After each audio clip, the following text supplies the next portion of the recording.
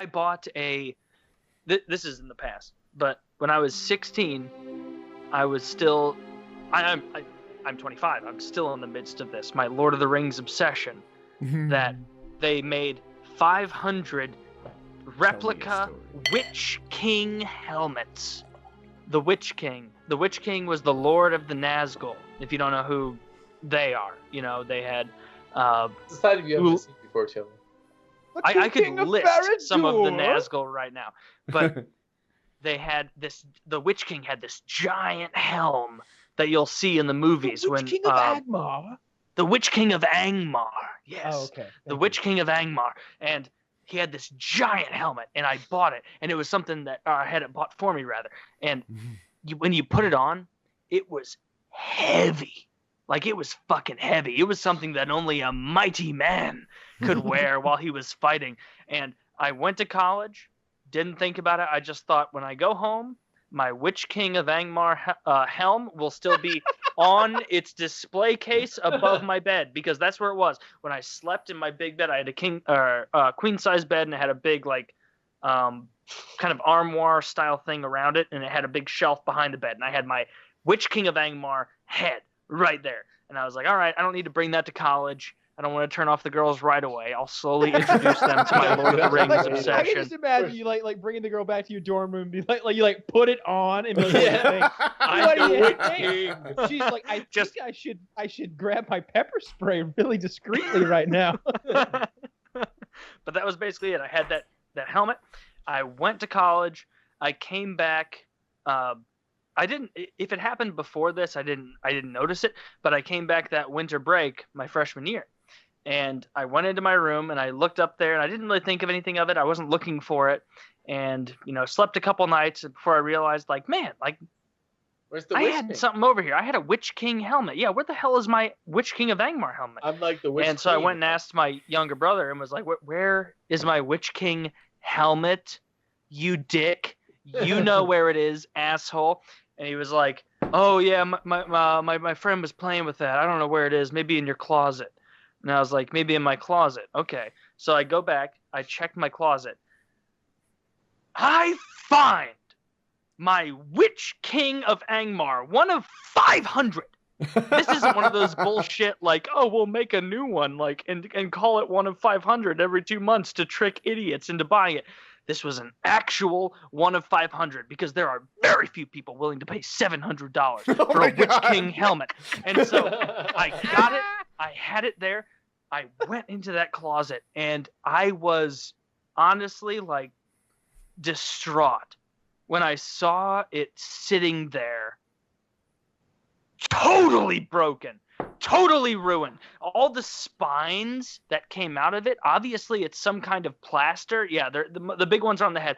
It's made of some kind of plaster, but inside it's just a metal bar holding that little bit of plaster up. And the 3 inches between the tip and the bottom part of every single helmet spike was broken off. So it was just a metal bar going from the helmet ring up into a weak little pinnacle at the top. And I was honestly so fucking upset by that I don't think I talked to anyone in my family for a day or two, because I was like, how could you have let this happen? You know that I love Lord of the Rings, and that this was my favorite Lord of the Rings possession. Fuck the Gimli axe and all that. This is my Lord of the Rings obsession. And they let it go by the wayside, and they ruined it. And oh my God, even thinking about this pisses me off, because I wish I still fucking had this. This is something that could have lasted. It could have lasted. I could have given it to my grandkids and said, "Hey, you could put it on right now to be autistic in the future. Wear this." Do you have it right now? Does it exist in your apartment? No, it's thrown away years ago, because it was ruined to the point of no repair. There was no way to fix it. I have this idea for a gag. I could go to Home Depot, buy a 5-gallon pail, go out to the fire pit, fill it with ashes, and say, "Taylor, here's your stuff after all." Yeah, that would be funny. You gotta delete this part, but just have a little piece of a Lord of the Rings attire, just barely There was no Lord of the Rings attire. There was I thought it was a book. Yeah, someone said they sent you the the helmet that you lost as a child, the Witches of Iberjan. I don't know. The Witch King of Angmar. Angmar. Yeah, thank Yes. you. Yeah. But that actually was never sent to me. That I think that person was just trying to generate hate from me by pretending he sent you some wonderful gift. Some super nice Witch King. No, of no, Angmar it happened. It happened. It's in the lore now. It can't be disproved. Have you seen this image of Trump in Saudi Arabia and the world leaders with their hands the on the orb? globe? Yeah, on the orb. This is a fantastic memeable picture, and right here we've got Saruman in there.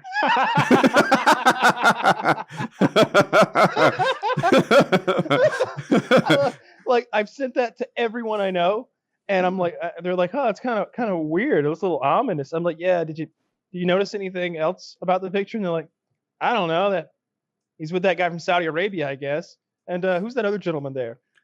That's Saruman the White. Saruman the White, and he's gracefully lent, the Sheikh of Saudi Arabia and Donald Trump, the Palantir of Orthanc. Yeah. We do not know. They are not all accounted for. Shrouds it. We do not As know who Pippin- else might be watching. Yeah, that silly fuck Pippin uncovers it, the extended edition. It's so easy to step on bad pictures when you do this stuff. I remember you slipped in something saying, like, of course the media is terrible because it's Trump. Do you remember when Obama bowed or something? I think who did he bow to? Was it a Chinese guy? Was it a Muslim guy? I think it was a Muslim guy. The Muslim leaders in the Middle East, a couple of them. Yeah. And he gave that Chinese guy a hand job. It was It's just bad optics, but you don't understand other cultures, Kyle. so get us through. So He loves it. I see silly stuff like this and think whatevs. That happens. I don't know. No, yeah, I don't care. I just think it's hilarious. Yeah. Saruman is there, and you don't notice it first because I don't know, everybody looks because he's ominous. also in white robes. Yeah. And Wait Trump, a minute, that looks like Christopher Lee. Is that his name? yeah, He's dead now. was his name. God rest him. Yeah, Did Dumbledore die too? Or yes, The original one. the did. original Dumbledore. and then Christopher Lee played him, maybe? No, Christopher Lee was only Saruman. He wasn't. I didn't really get into the Harry Potter thing, but I don't think he was in Harry Potter at all. Correct, Oh. Mundo. Who replaced Dumbledore? Do we know? I don't know. Well, let's see. Come Who on, is Taylor. You new like all Dumbledore? that fantasy stuff.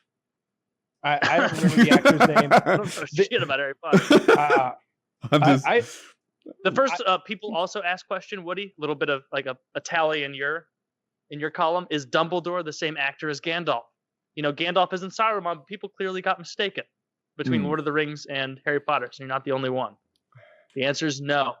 Yeah, definitely no. The same. It's not Ian McKellen either. Man, I really hope that Lord of the Rings series ends up being good. If it's about Aragorn's life, I'm gonna be so upset.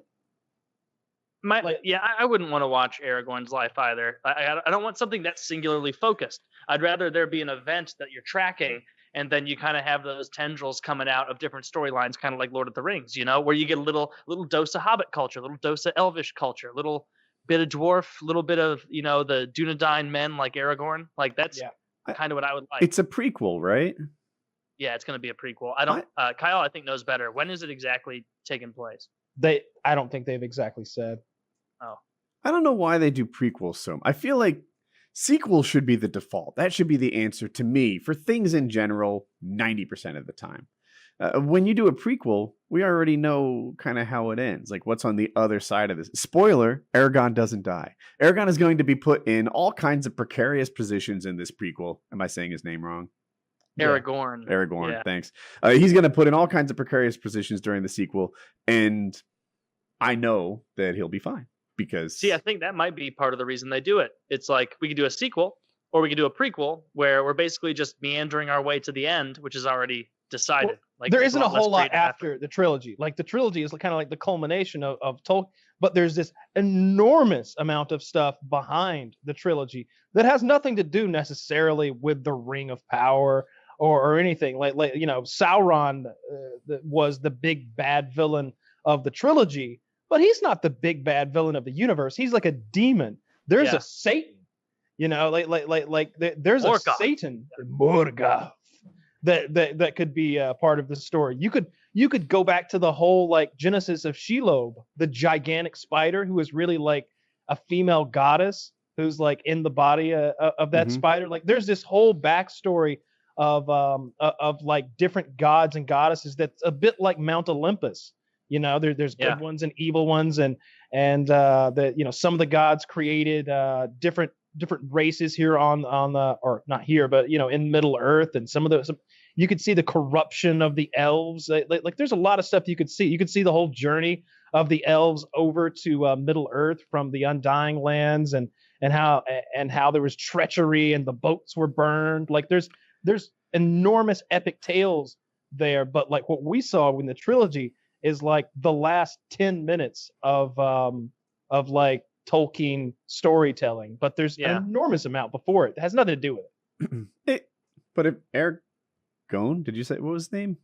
Aragorn. Thank you. If Aragorn is in it, then it tells me something about the ending of it, and that's a bit if spoiled Aragorn's to in me, it, I don't like because that either. when I watch, I thought we knew that he was. When I watch Game of Thrones, part of the fun of it for me is that at any episode, major people could die. There was a red wedding, there was a purple wedding. If you told me that Daenerys, I think, died in the last season, I'd be like, you know, I buy it. It could happen, you know. Like I don't know that the major of the most major characters like Tyrion, Daenerys, Jon Snow, I don't know that they're all going to make it. So that's fun. But if it's in the prequel, then you sort of do know who makes it, and we'll see what's up. I hope it's great. Yeah, I really hope that it's not that. I hope that it's not Aragorn's life, because like he's like 90 years old or something like that in the trilogy. So like it could be they're saying it's gonna be 5 seasons. That I know. It's gonna be 5 seasons of TV.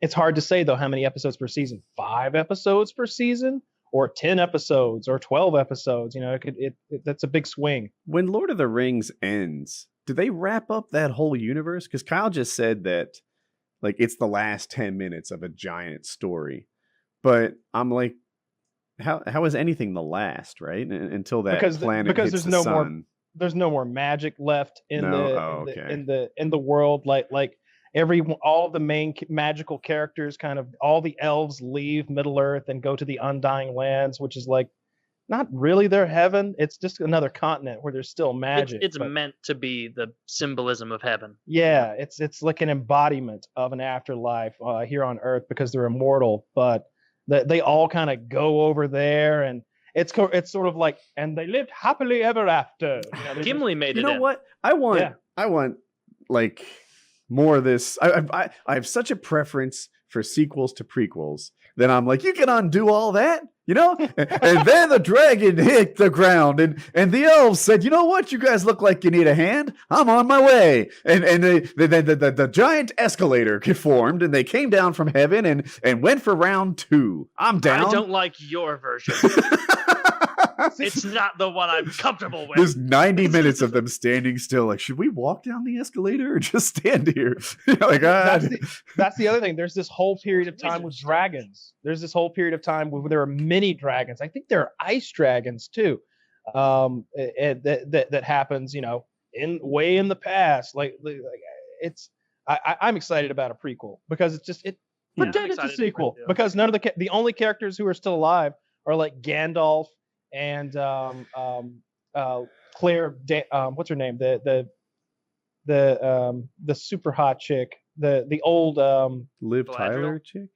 No, Galadriel. Yeah, Galadriel. Like Galadriel would be alive. Shelob would be alive. Gandalf would be alive. Fucking Liv Tyler's dad, whose name's escaping right now. He'd probably be alive. Lord Elrond. She didn't know that Steven Tyler was her father until like in the middle of her life, and then she abandoned the guy she thought was her father and went, started an acting career. I hope that that's not like an accurate telling. I hope that like her real father still feels loved and part of her life, but now she has restraining order. She made him change his name. I'm kidding. Wait, why? She didn't want to be anywhere nearly They were associated. both I the saw, Tylers. yeah, I saw Steven Tyler on the Joe Rogan Experience recently. He's a fucking kook. You know, like No. there are guys. But look, I mean, did you know that he was an absolute kook? Like he's on there and he's like, I think that humans have been around for like way longer than we think, like millions of years. And Joe's like, well, there were early hominids, you know, like, but modern man has existed from somewhere from between 250 and 350,000 years.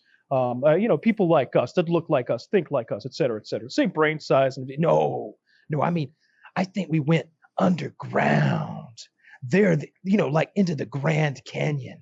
Like, where'd that come from? Like, there are these tunnels that go like 3 miles underground. I think we hid there, but what were we hiding from? Yeah. And Rowan's just trying to, he's like, there's tunnels. There are caves. Those do exist. The Grand Canyon is a thing. Yeah. He's trying to not, if it were a normal person, he'd be like, dude, are you fucking retarded? Are you high right now? What's wrong with you? But it's Steven Tyler, so he's just like letting it flow. I did that recently also. I made my girlfriend watch The Lord of the Rings. Good. And did she enjoy it? She did. And extended edition? Yes. Yes, and, my man. And you know what? We did Terminator 2, and I never saw these full extended edition. You don't have to do it, by the way. I think the pacing's better than the original. Don't watch extended Terminator. But yeah, there was like bits. I didn't realize I was watching extended, to be honest with you, until there was like a part, and I was like, this is so silly. This could is it when Arnold smiled? No, I mean, no, not that. That I love. Lord of the Rings. I meant Lord of the Rings. Yeah, it was.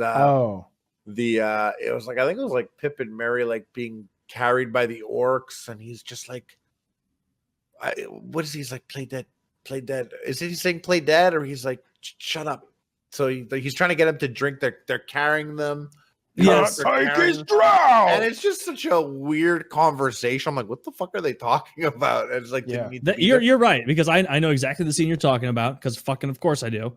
And what they picked the wrong scenes to extend. So like when they threw in the Saruman dying extended scene, it was like, okay, but that's not.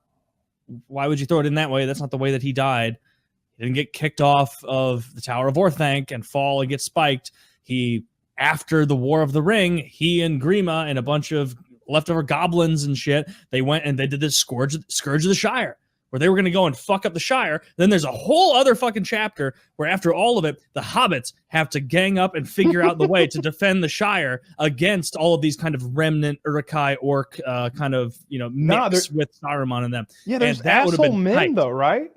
And there are some, I think he also has some remnant like Easterlings or whatever they would be, those guys who are marching with the... They're just big brutes who have taken over the Shire, and they've like locked people up, and like they've got like this guy in charge who's like under their thumb, and it was a weird chapter to get to when I read it in prison. So I was like, fuck, we're destroyed the ring, and we got, I don't know, 100 more pages to go. What the fuck else are they gonna do here?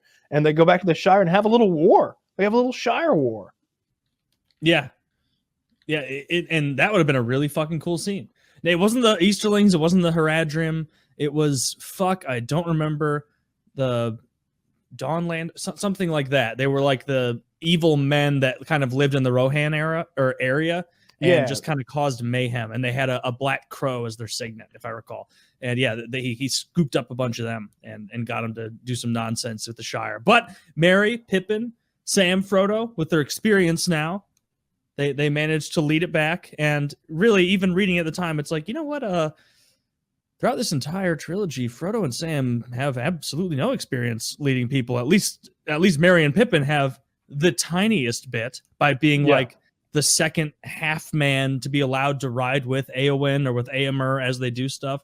So yeah, regardless, it would have been way cooler if they would have put the Scourge of the Shire in there instead of. I don't know if it would have or not, because in the books it was kind of like waste. I was just like, well, I mean, clearly they're gonna win. Like these guys are like war heroes who have fought monsters and demigods themselves, Yeah. Well, see, they're not going reason to they have a didn't- hard time yeah. with a few like jackbooted thugs who have taken over the Shire. But at the same time, the jackbooted thugs are regular sized guys who are experienced fighters, and it's just hobbits there doing it. Like they don't have any. I don't recall any like Gondorian guys or Rohirrim coming to help them out, or elves or dwarves. It was just the hobbits trying to defend themselves. It was. And the reason that they didn't add that, I think, is because the apex of the War of the Ring ends so high that if then you let it come down and then you add a subsequent conflict, terrible for pacing. It's not going to crest nearly as well. And so it makes sense for a movie. Let the War of the Ring be the grand finale to all this, and don't add this. Yeah, Peter Jackson killed it. Yeah, they Yeah. couldn't have done that story much more perfectly than they did. Even the casting, I think, is just so good. I feel like when you look at who didn't do the story well was who wrote it? Not J.K. Rowling, but whatever his name is. Who's the guy? Who wrote Lord of the Rings? J.R. Tolkien. Oh, J.R. Tolkien Yeah. somehow wrote an amazing story, but wrote it kind of shitty. It was a painful slog to get through some of the details he put in that book. Some of it, it's not even that it's written shitty. It's that his pacing is weird, and it's clear that he was autistic, and so he would start a chapter that's about something that the reader really doesn't care. But he wasn't writing this for the reader. He was writing it to explore his own fantasy land, and so he would go so deep into shit that did not matter for the overall plot. Yes. And then by the end of it, you're like, oh, this Radagast fella must be serious, or well, I guess that was a Hobbit, but even so, it wasn't written to be an entertaining thing. It was a man borderline losing his mind alone in a room for years, inventing languages and coming up with all cool of stories that stuff and all the different races, all the conflicts, the orcs, it's so fucking good. People are going to remember Lord of the Rings hundreds of years from now. Can you say the same about a lot of other modern all books? of that Tom Bombadil stuff was just useless. You all read Lord of the Rings? Everyone here read it? Yeah. Oh yeah. And I, a Tom Bombadil. I tried so many times. I couldn't even get out of the Shire when I was. It takes a while. It's a while. I'm just like, I tried twice. I never got out of the Shire. It's like playing a game, and I'm like, I couldn't beat it.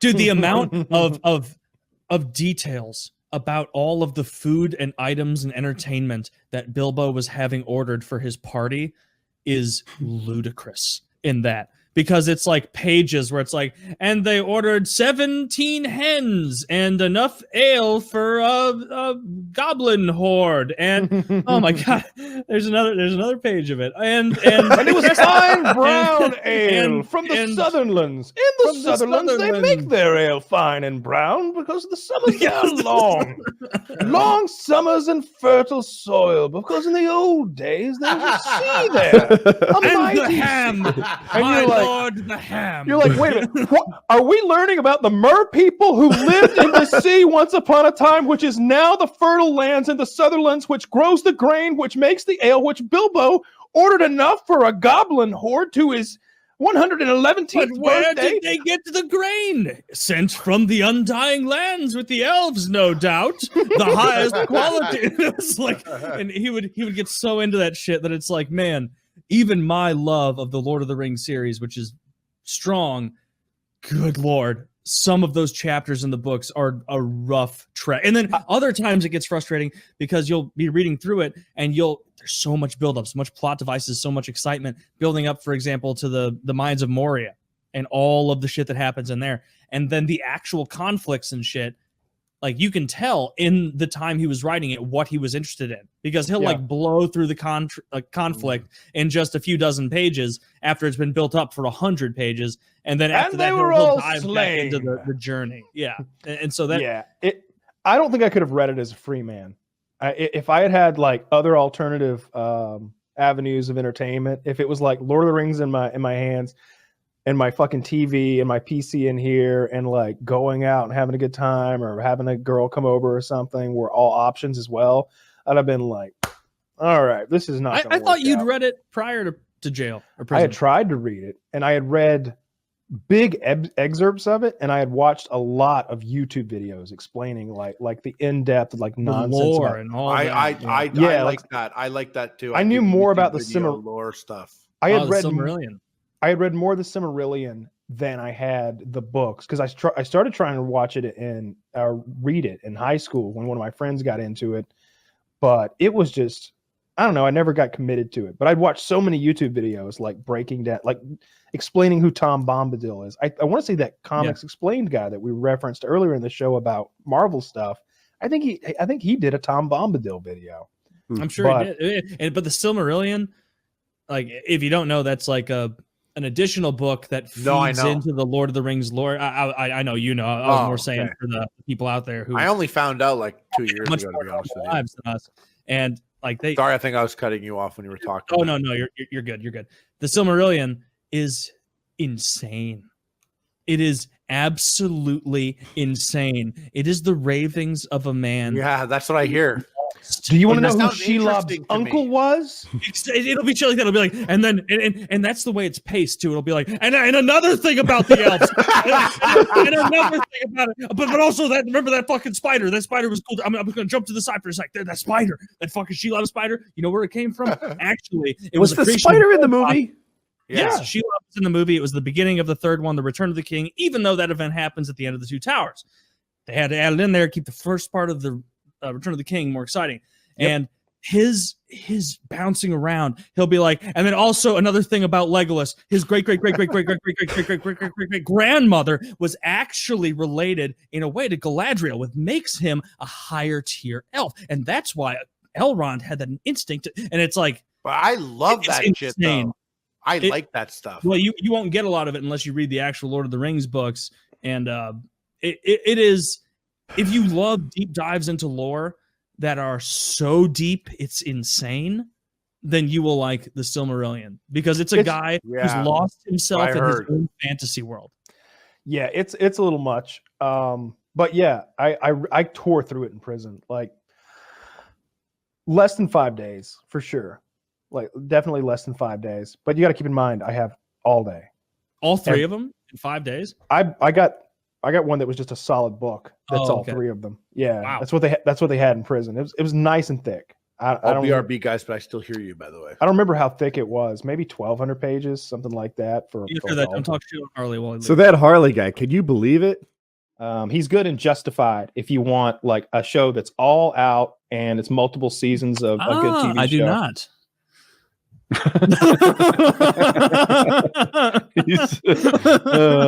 right. No, what's it about? I'm kidding. I don't care. Okay. Oh, little shifting gears. Do you know that Peter Jackson is making more Lord of the Rings movies? I saw that he was making it's kind of like a spin-off from the Middle-earth world, right? It's like the hunt for Gollum. Gollum will be in it. So he's producing, and you know there's going to be more than one. They're doing another trilogy. He's producing, and Andy Serkis is directing. Andy Serkis is the guy who does Gollum. Yeah. The last movie, in case you didn't know, Taylor. I know. Look, I have a lot of. He does a lot of characters. He's very Peter expressive. Jackson was the director, Taylor. Yes. Andy Serkis is the guy who crawls around by a green screen and is like, I'm just having fun, Kyle. I know you know. I know what you're doing. He's not a good director. His last movie was the Carnage sequel. Did you see the Carnage sequel? No, I didn't. I've never heard of this. He's a Spider-Man villain who got 2 movies, and Woody Harrelson's in the second one, and it's just this sounds real bad. It was a shitty movie, so I'm worried about. I don't think of Andy Serkis as a fucking movie director. I think of him as the mocap guy who's really good at that. Wait a second. Yeah. So you're saying, I thought you were saying Peter Jackson was not a good director based on his recent stuff. Was it Andy Serkis who made Carnage? Andy Serkis made Carnage. Peter Jackson directed Lord of the Rings and did a spectacular job of it. And then we can all forgive him. He did so well in Lord of the Rings that I forgive him for The Hobbit. I'm not going to rewatch those ever again, but I forgive him. It's water under the bridge, Pete. And I'm hoping King Kong, maybe? He did King Kong with Jack Black, and that was kind of thumbs up or down. Tell me. I never rewatched it, and so I guess it wasn't worth rewatching. Yeah, okay. I didn't want to see that. I don't know why that movie. You know how like characters get so drilled in your head, like Like you were talking about Rocky. For you, because you've watched all the Rocky movies a bunch of times, like that's Stallone. Like that is who Rocky is. Like with a character like Aragorn, because I saw a little whisperings that Aragorn was going to be in this Lord of the Rings movie. Like Viggo Mortensen is Aragorn. I hear you. Is he too old to be Aragorn? Very much so. He's an old man. Well, isn't he like 60 something? Yeah. I don't know how old he's supposed to be in the show. It doesn't matter how old he's supposed to be. It's what he's supposed to look like. He's supposed to look like a Dunedain fucking Ranger King. Unless he's playing the end of his life, which is what, like 180 years old or something. We saw the end of his life. We've seen what he looks like the day he dies. They showed the future, him laying there. He's way too old to be that guy now. He's way too old to play the corpse of King Theoden. I know, you're right. Well, it wasn't King Theoden. It was Aragorn Elisar. You're but King Aragorn. Yes. Yeah. But like I'm gonna be so biased against whoever they pick for Aragorn just because Taylor, there's lots of people with bad teeth out Bradley there. Cooper. Bradley, dude, if you want to see me finally take to the street and protest something, it would be Bradley Cooper. He's the guy that sings with Lady Gaga, right? Dude, I don't even know if make Lord of the Rings 4 a musical. Boom. Solve your problem. Dude, I don't even know if I could say there are a lot of songs already. If they made Ryan Reynolds Aragorn, I don't think YouTube terms of service allows me to say what I would do. Who do you want to be Aragorn? All right, Taylor, it's time to change the world. It's time to change the world. Taylor, is there anyone? I don't know what this is. Screwing something. Yeah, I don't know. I think we're putting the final propane tank into my mechanism or whatever. I thought it was just screwed a grenade onto the launching. Yeah, I don't even know who I would like. I don't know who I would like because the only people from that movie who still look young enough to like, and the problem would be like Aragorn would be playing a version of himself younger than the version that was in Lord of the Rings. Yeah. Like Gollum, it's a prequel. Right. Yeah. So Gollum dies at the end of The Return of the King. And so he's not a part of it. This would be like Aragorn investigating Gollum, much, much earlier because Gandalf had a thought that, hey, this guy's pretty fucking shady. I hate that they're even that and it's so stupid what they're doing. We're not going to like these movies. These aren't going to be good movies. They're not going to be good movies. And here's why. The reason the first trilogy was so goddamn good, a big part of it is is that Peter Jackson had like 5 years of prep, not 1 or 2. They were that's why everybody's wearing a full set of fucking real armor in those scenes. Every character, when you look closely at their armor, you're like, oh my god, like this guy ties his knot a little differently. I bet somebody wrote some pages about why he ties that knot that way. Like everything looks so good. Even the Uruk-hai, they all have the same basically like copy paste armor, but it's every set looks real. Because they're all like active, like it's prosthetics on there. There aren't a lot of rubber masks. There aren't, you put rubber masks on the guys in the third row for sure. Even in Lord of the Rings, I'm sure. But you don't notice it because they're way the fuck in the third row. The guys up close have prosthetics. They have like what do you call it? Not fixtures. That shit that they put on their face. So like add like a goblin nose shit or on like their face. Teeth they've or whatever been sitting in a makeup chair with a professional working on them. They don't want to spend that money and put that in, I don't think. Another part of the way the trilogy got made is they tricked Weinstein, and at one point they're like, oh yeah, it's 1 movie and then it's 2 movies, and then he's like, actually I filmed 3 fucking movies. But he filmed like a little he filmed it in such a way that they had to give him 3 movies. I know Weinstein had a lot of weird opinions about how the trilogy or the Lord of the Rings should be brought to the screen, and he was going to ruin it. Well, thankfully rather. Yeah, that character's based on him on purpose. What character? Gothmoth or whatever. Oh, Gothmog.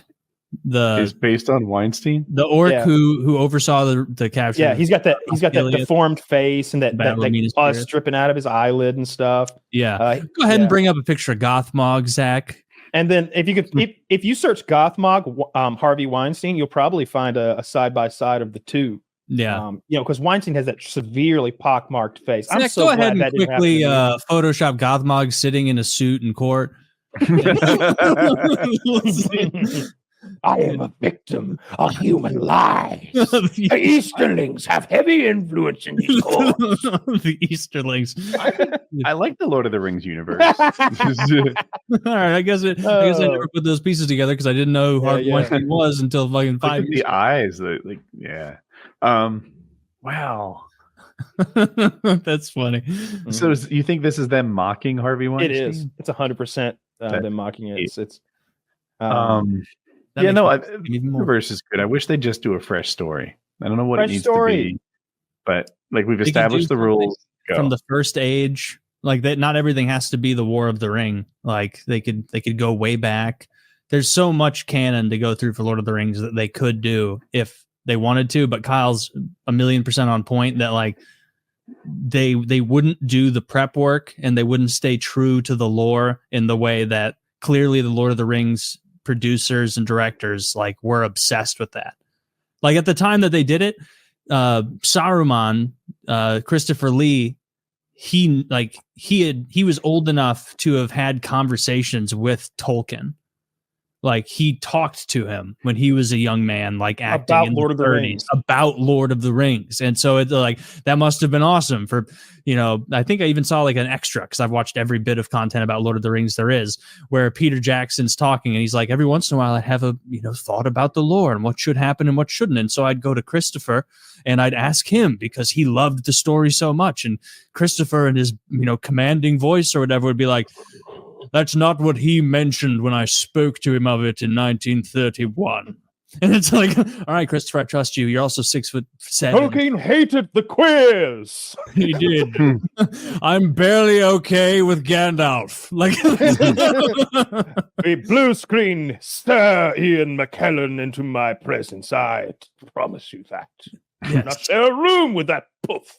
With that poof. Oh, is he gay? The actor in real life? Sir Ian McKellen is gay, and he's one of the good ones. Woody, don't worry. Is he like super close with Patrick Stewart? Yeah, he's also gay. I've seen them together. He's not gay. He's not gay. I think he's. I've seen got, so many pictures of them super close. I think he's at least curious. I think that's his best friend of for a long time. Yeah, it is. I've also seen Patrick Stewart's wife. She's like he's old as shit, but she's significantly younger than him. Like not a decent amount younger than him. Dude, I didn't even think Sir Ian McKellen is too old to be Gandalf in this too. Of course he is. Look, I play Gandalf other than Ian McKellen. He killed it. He's my favorite. Who does this right? The Star Wars universe. Not everyone is a home run, but they will just like fire up all new storylines, all new ships in the same universe, same rules. Kyle looks like someone just came in the room and farted. Yeah, I don't know why. I think Kyle likes what is the new one called with Pike? Brave New World, maybe? I don't know what that is. It's definitely not Brave New World. Oh, shucks. It's the new live action Star Trek. It's the guy who preceded Kirk. Oh, Star Trek. I could have sworn you said Star Wars. I didn't mean maybe to. I just heard wrong. Maybe, yeah. In any case, I have real strong opinions about Star Trek. I do not like the Kelvin timeline or whatever. Oh, Zach said I said Star Wars. I'm sorry. Yeah, I don't like the trilogy. When it came out, I really liked the first one. Something about that fucking like the AC/DC or whatever the fuck's playing, or Green Day or whatever's playing when he's stealing that You're doing movies at the beginning. I'm doing the TV show. Yeah, you set me on to it.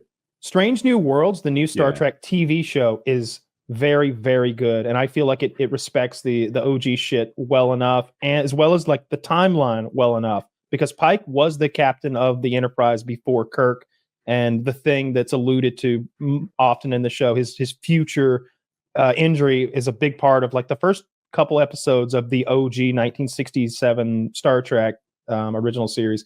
Yes, you're right. I love that, and it is this shining little star, this aberration in the world of media, where it like somehow it got through a studio system or a network system, and they made a good show without every character fucking the one next to them in the ass and giggling like a schoolgirl the whole way through. No one's fucking talking about their genitals. No one's crying. It's pretty fucking good.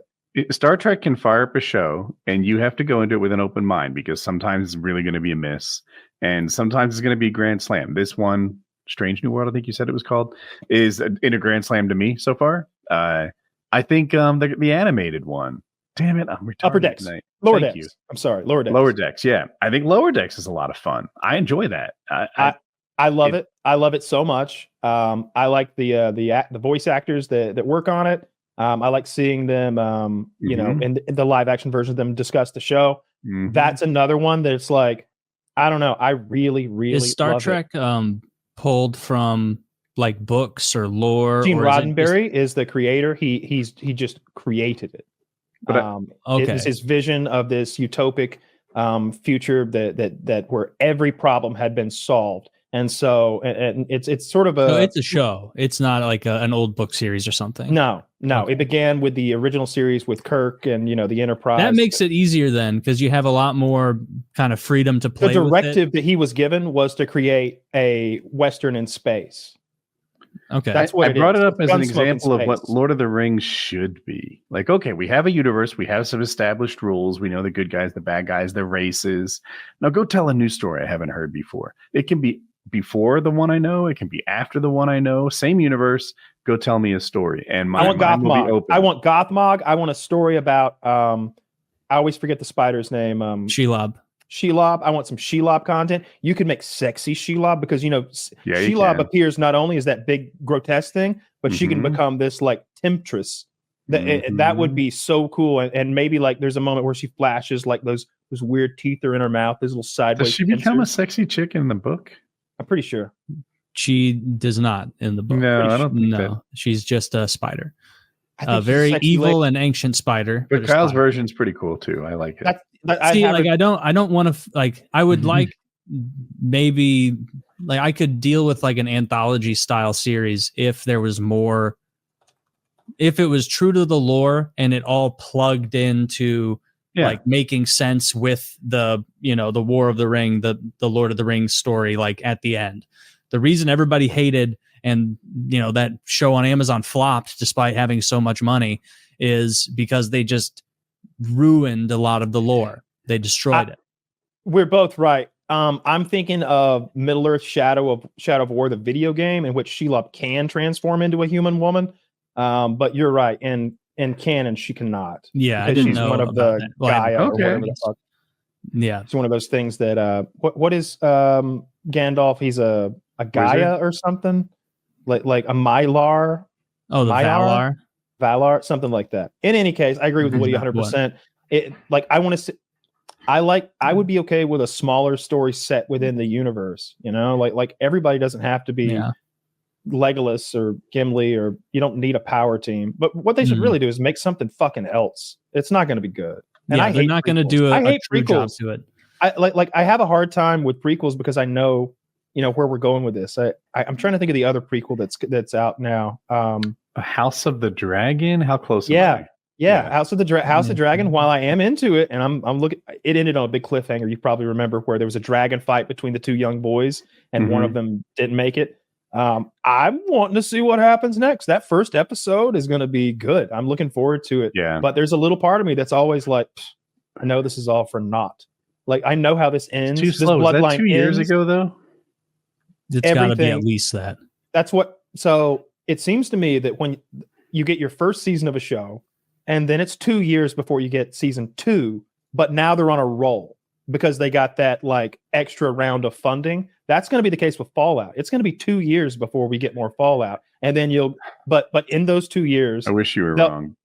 They've got everything ball rolling now though, because they proved that how much money that thing can make. The video games are being advanced. There's going to be video game tie-ins. They're definitely moving the ball forward with everything Fallout. It's a big win. Yeah. I liked Fallout the TV show. The last episode I thought was a disappointment. Really? I thought it was.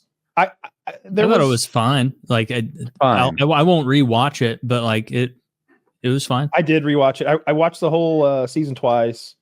I'll agree that the final episode could have been bigger, more climactic. Maybe we learn a little bit more. Or maybe you learned a little bit sooner. It was like the last 15 minutes they explained the whole season to you, in my memory. And I'm I wish there were clues more so. I liked that. I liked that where we're sitting at the dinner table, as it were, and everything comes out on all the cards come out on the table. I enjoyed that scene. I really liked the scene where the ghoul played by Walton Goggins has that whole speech. He's like, "Bet you feel like a big man in that suit." I know, because I used to wear one myself. And it's like goes on a little rant about how they've got a weak spot, and then he no look shoots the guy and kills him. I love that scene. I like everything with Walton Goggins in general. I've always really enjoyed that actor. He's good. I like his big toothy smile. Yeah, he's got a very big toothy smile. He's good in Justified if you want like a show that's all out and it's multiple seasons of a good TV show. I do not.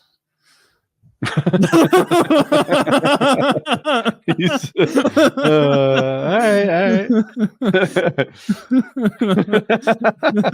right. No, what's it about? I'm kidding. I don't care. Okay. I'm like, he just died? I thought that was so long ago. Bro, the real captain went down with the ship. He was a boss. Yeah. All right. He didn't play. Yeah. No, it was the real cat. He died at, what is it? 100, 138? Really? He lived? He was Japanese. That's what it explains. Listen, I might seem gullible, but I have He'd a have brain to be worm. like 148. Yeah, he'd have 58. to be even older. The worm and he was an old man then. He's like 60. But the Theoden actor. Theoden. Great. Yeah, for sure. He was crucial to that movie. He was a big part of it. If you had a weaker role there, it wouldn't have played. And you need him to die in that story too. That consolidate power. Yeah, for sure. Yeah. He gave that speech that was one of the highlights of the entire series. Right? Yeah. Mm-hmm. He gave. Yeah, I got all these blank stares. I'm like, wait a minute. I was trying to think which one you were referring to, because he has the one in taps on everybody's swords. Yeah, the one of the Battle of Pelennor Field where he does that. That's not my favorite. The best one is like before they ride out. The Before They Ride Out is also very good. You're talking about Helm's Deep now. Yes, I'm agreeing with you. Yeah. The where he's having his armor put on by Hannafin or whatever that guy's name was. Yeah. And long-haired guy. Yeah, the long-haired assistant. And it's the "Where's the horse and the rider" speech, and he's talking about he knows that he's about to ride out to his death, and that likely everyone underground who's like the women and children are going to be killed also, but he's not going to go out like a bitch. Like he's going to go out fighting to the last man. It's so good. So good. And like the music is building, da, da, and then like they don't show them get the horses ready, saddle up. They don't talk about anything. It's just boom, they're on the fucking horses. Open the doors. And then Gimli hits the and they ride through the fucking Uruk-hai. Like I love that they really seem to be handling things well. Absolutely. What's more, the horn of Horn. You know what I've come to realize? With one tribe of people, and I'd show them Lord of the Rings as like kind of a barometer for how ridiculous I can go. And if even them were like, there's no trolls here, man, I'll be like, all right, you caught me. Yeah. All the elders gathered round, like they're in the hut. There's smoke, fire by smoking some herb or something, as they're wont to do. And the film ends, right, for the 8th time, and it's finally all over. And I can just see him looking at you, smoking his peace pipe. Like, why did Gandalf not have the eagles fly them there immediately? And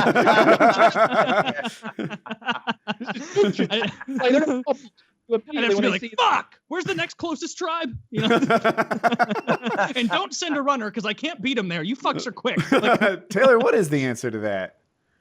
To the Eagles thing? Yeah.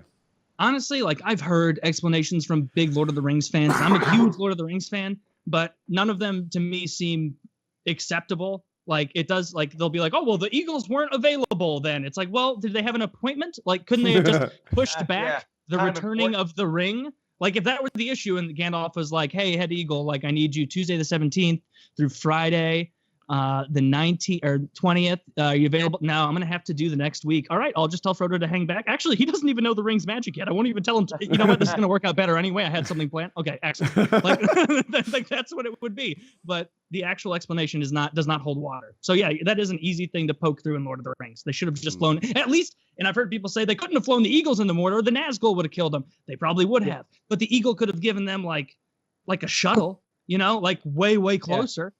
Get me within fucking eye shot of the thing. Like, get me to the Black Gate. Get me through the swamps. Get me so that it's 2 days ride. Get me to Osgiliath at least. Let me skip Moria. The Nazareth. Yeah, they're the little whatever. The like they're in the robes and they go after you and stuff. They're basically dragons. Yeah. Well, I don't know why they're so much more susceptible to them on Eagleback than they are walking around. No. It was just like when people say like they could have just flown him right to Mount Doom. It's like, well, the Nazgul would have killed him, and when they go into Sauron's realm, all their like magical eagle shit would have made them weaker or whatever because they're around all that dark magic or whatever.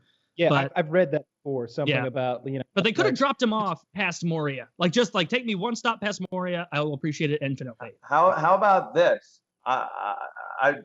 Was just thinking this because I love the movies myself.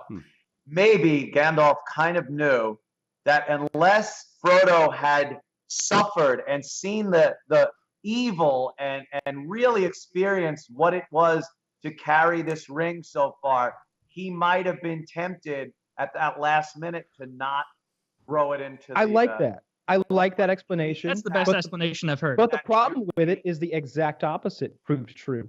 Frodo could have easily handed the ring off early in the story back when like he was willing He tried to give it to the Elven woman. Galadriel. He offered the ring to Galadriel. Take it. You would offer me such power. I would be a queen as terrifying as the dawn or whatever. I would be a queen. Kate Blanchett, so goddamn hot. Kate Blanchett is the villain in the new Ragnarok movie, the Thor movie. So pumped for that. She still looks so goddamn hot. She looks as good as she did as Galadriel in this movie that's coming out in 2017. Pumped for that. But yeah, like in the end, he was like, "No, I'm keeping the ring," because it had been too long. It's hard to write your way out of that silliness, but it's required that he suffers through that, or you don't get the whole story. We don't get the story. It'd be a short, like what is it called? The wonderful and very brief tale of Frodo Baggins. The reason you need Everyone was anticipating this war would get really out of control. Thank God it never really took off. The Great Cold Orc War. A lot of forces built up. No triggers pulled. I don't know why I just thought about this, but I saw a little thing on Reddit the other day. It's a completely different topic. Remember in Lord of the Rings, the Steward of Gondor, he's eating those. Denethor is eating those tomatoes on that pewter plate with the pewter goblet as he's losing his mind. Yes. I never made the connection, but the acidic nature of tomatoes on those pewter plates, I guess it exposes the lead that's used in the manufacture of them or something like that, and it poisons your mind and makes you crazy and wacko. So that was kind of a little, oh, and by the way, he's crazy because he's eating tomatoes off pewter plates all the time. That's really interesting. Yeah. Because it's a close-up of this tomato bursting in his mouth and running. It was so gross, that scene, because he's doing it right as Pippin is standing there like singing, and Faramir is riding with the riders of Minas Tirith back towards Osgiliath to try and reclaim the river position, so that then all of the forces from Minas Morgul can't pour through Osgiliath and lay siege to Minas Tirith. Like Stephen Colbert. We must take the river. I went through a phase where like I've watched that whole. I had a weird obsession with Lord of the Rings, like just knowing knowledge of it. Like, I'm sure Kyle was the same way. Like, I've watched that rant from Stephen Colbert where most people are like, look at this guy naming places. Where's Lorien? And like all these things. And I'm sitting there watching like, Mellor, yeah. Where's the, like, I feel you. I'm tracking with you. Like, I have a hard time regurgitating a lot of that information, but I've watched all those videos and read up on, like what Gandalf is. What there's like a god and a devil sort of character in there. What the when he's a flame of Udun, and all that shit. Like what is the flame of Udun? Like I looked into all that stuff, and the flame light of I'm a servant of Anor, and I know a servant of the secret light, and on and all that bullshit. And the Balrog of Mordor, and how it was sort of the antithesis of Gandalf, the opposite of Morgoth. Yeah, Morgoth, Sauron's master. Also, yeah, that's what you don't know until you get into it. Sauron, he's just a lieutenant. He's the lieutenant to Morgoth. He's the big guy. Yeah. Sauron's just kind of like the placekeeper. Who's in a way. Morgoth? He's like the original badass guy. And when he was fighting, I think, the Valar, way back in the day, like the gods basically. He had Sauron as like a lieutenant, and then as time went on and Morgoth was defeated, or I guess kind of defeated, Sauron lay dormant and then came back and started ruining shit. But yeah, Sauron was Sauron the White at some point, right? No, you're thinking of Saruman. Saruman is the wizard in Isengard. Yes. Sauron is the eye. You know, the big eye on the tower where it's like, you know, every time it pops up. That scared the shit out of me in that movie the first few times. When I watched The Fellowship of the Ring. And they touched the orb. Oh, no, that came out. Yes, that movie came out in like 2001. So I was like 10, 11 years old when I saw that movie. Can I tell you the most terrifying moment? Let me guess. For me, the scariest moment is when... Yes, when he's like, "Oh, you've got my old ring," and when Bilbo like and like mutates for a second, I went frame by frame to watch the CGI like mutation of his face and paused it at its worst, and he is a ghoul, like with like black eyes and sharp teeth at one point. His eyes sink into his. That scared the piss out of me. Like I said, I was like 10 or 11 years old, and I was watching it just thinking that this old nice hobbit was going to talk to his nephew, give him a couple good wishes on the day, because I hadn't read the book by the time that came out. And just the whole like, oh, my old ring, just so gentle and saying, and then I could just hold it again one last time. Just like, I don't think that's a good idea. Just no thanks. Yeah, And then at the end of the trilogy, of course, he's like, "Yeah, do you know where my old ring is?" Like, "No, Uncle Bilbo, I lost that old ring of yours." I wouldn't have said that. I've been like, "Motherfucker, you don't remember what you started? Look at this shit. Look at this shit. A goblin ate this shit." A little mutated hobbit man. He had eyes this fucking big and he gnawed it off and then fell into a lake of fire. And it's your fault, you asshole. Like, you don't remember what happened to your ring. He went senile at a very convenient time when that was going down. If I'm Frodo, I'm like, look at me. It's hollowed me out. The last 4 years, I've been doing nothing but walking to get rid of your fucking ring. I don't even know who I am anymore. We're leaving right now because my soul is empty and I have to go to the land beyond the sea or whatever the fuck. I'm exhausted. I'm tired of dealing with people like Gollum. I'm pretty sure I'm gay. I didn't even know until I went on this journey. My God, me and Sam blew each other on that rock because we thought we weren't going to get saved. And then, my God, those eagles showed up. I think they saw. And oh, my God, I haven't brought it up yet, but I swear. Oh, Jesus. What are the rest of the guys going to say? I don't know what year we're in, but they can't be cool with that. Like, I mean, Legolas will be okay with it, but what's Gimli gonna say? Gimli won't take kindly. Yeah. Gimli, did you guys read the books? Yes. No. Yeah. In the books, Gimli was quite the badass. The movie really did him wrong, and the dwarf tossing scene was an insult. Gimli in the books was Legolas. The running too. Legolas's equal. And not in the movies. Yeah, they did not play that up as much as they should have. Like all the competitions where it was like Legolas versus Gimli. I think in Helm's Deep in the book, Gimli wins the little competition. In the movie too.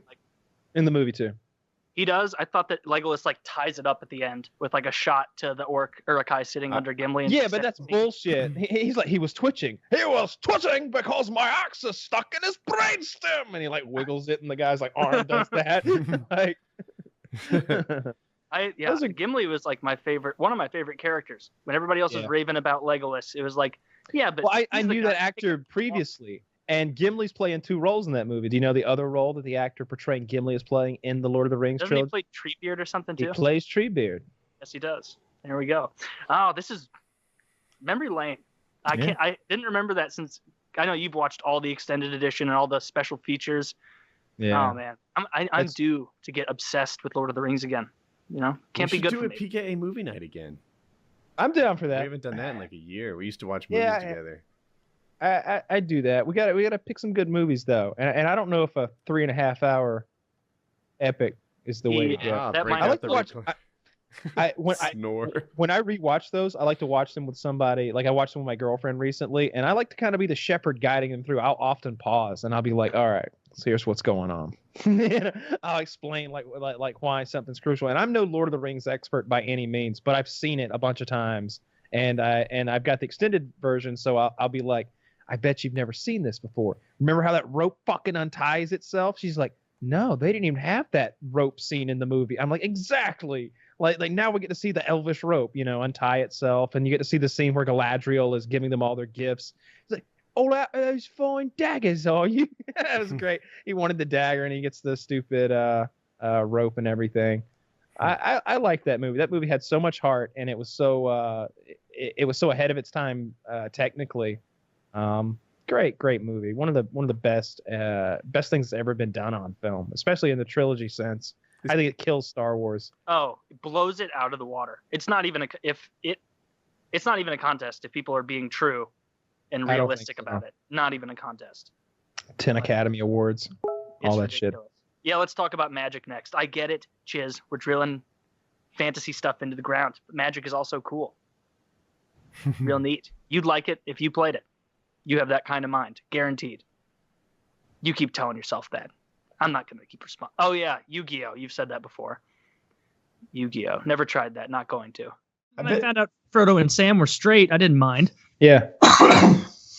So they're not straight. They're not. No, they cut the part out. If you go watch the extended edition, they fuck on that rock at the end. Oh, yeah.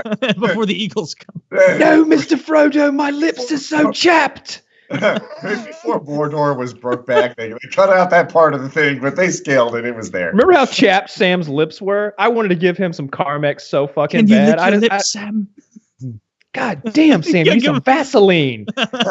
That's what he should have brought instead of those fucking spices from the Shire. He should have had him a little thing of Carmex. That would have solved the whole fucking That's problem. What they should have given him. Galadriel should have been like, and this young halfling, a Carmex that will never run out as long as your faith remains pure. Mistex with SPF 30.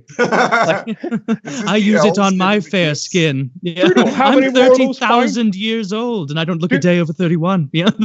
Sure you don't have any more of those fine elvish daggers? Yeah.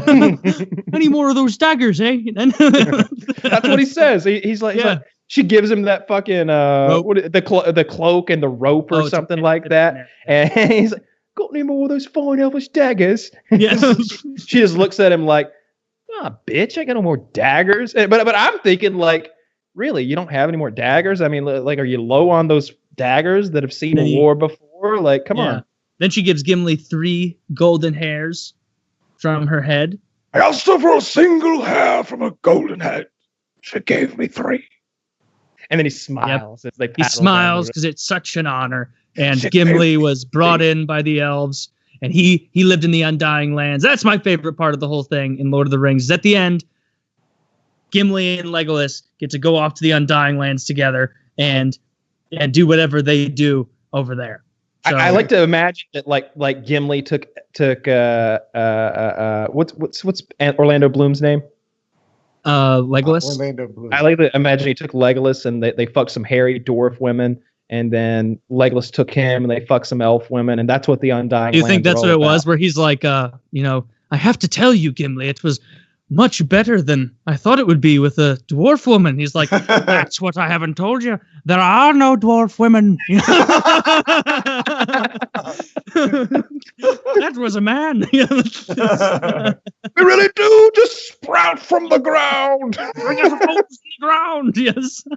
Which is, of course, ridiculous. That's ridiculous. Yeah, that'll never get. That's another good feel-good movie for me. I fucking love those. Yeah, when they go to remake that, we need to do that person in, start a real crowd campaign to fucking make their film not work. If they ever try to remake that shit.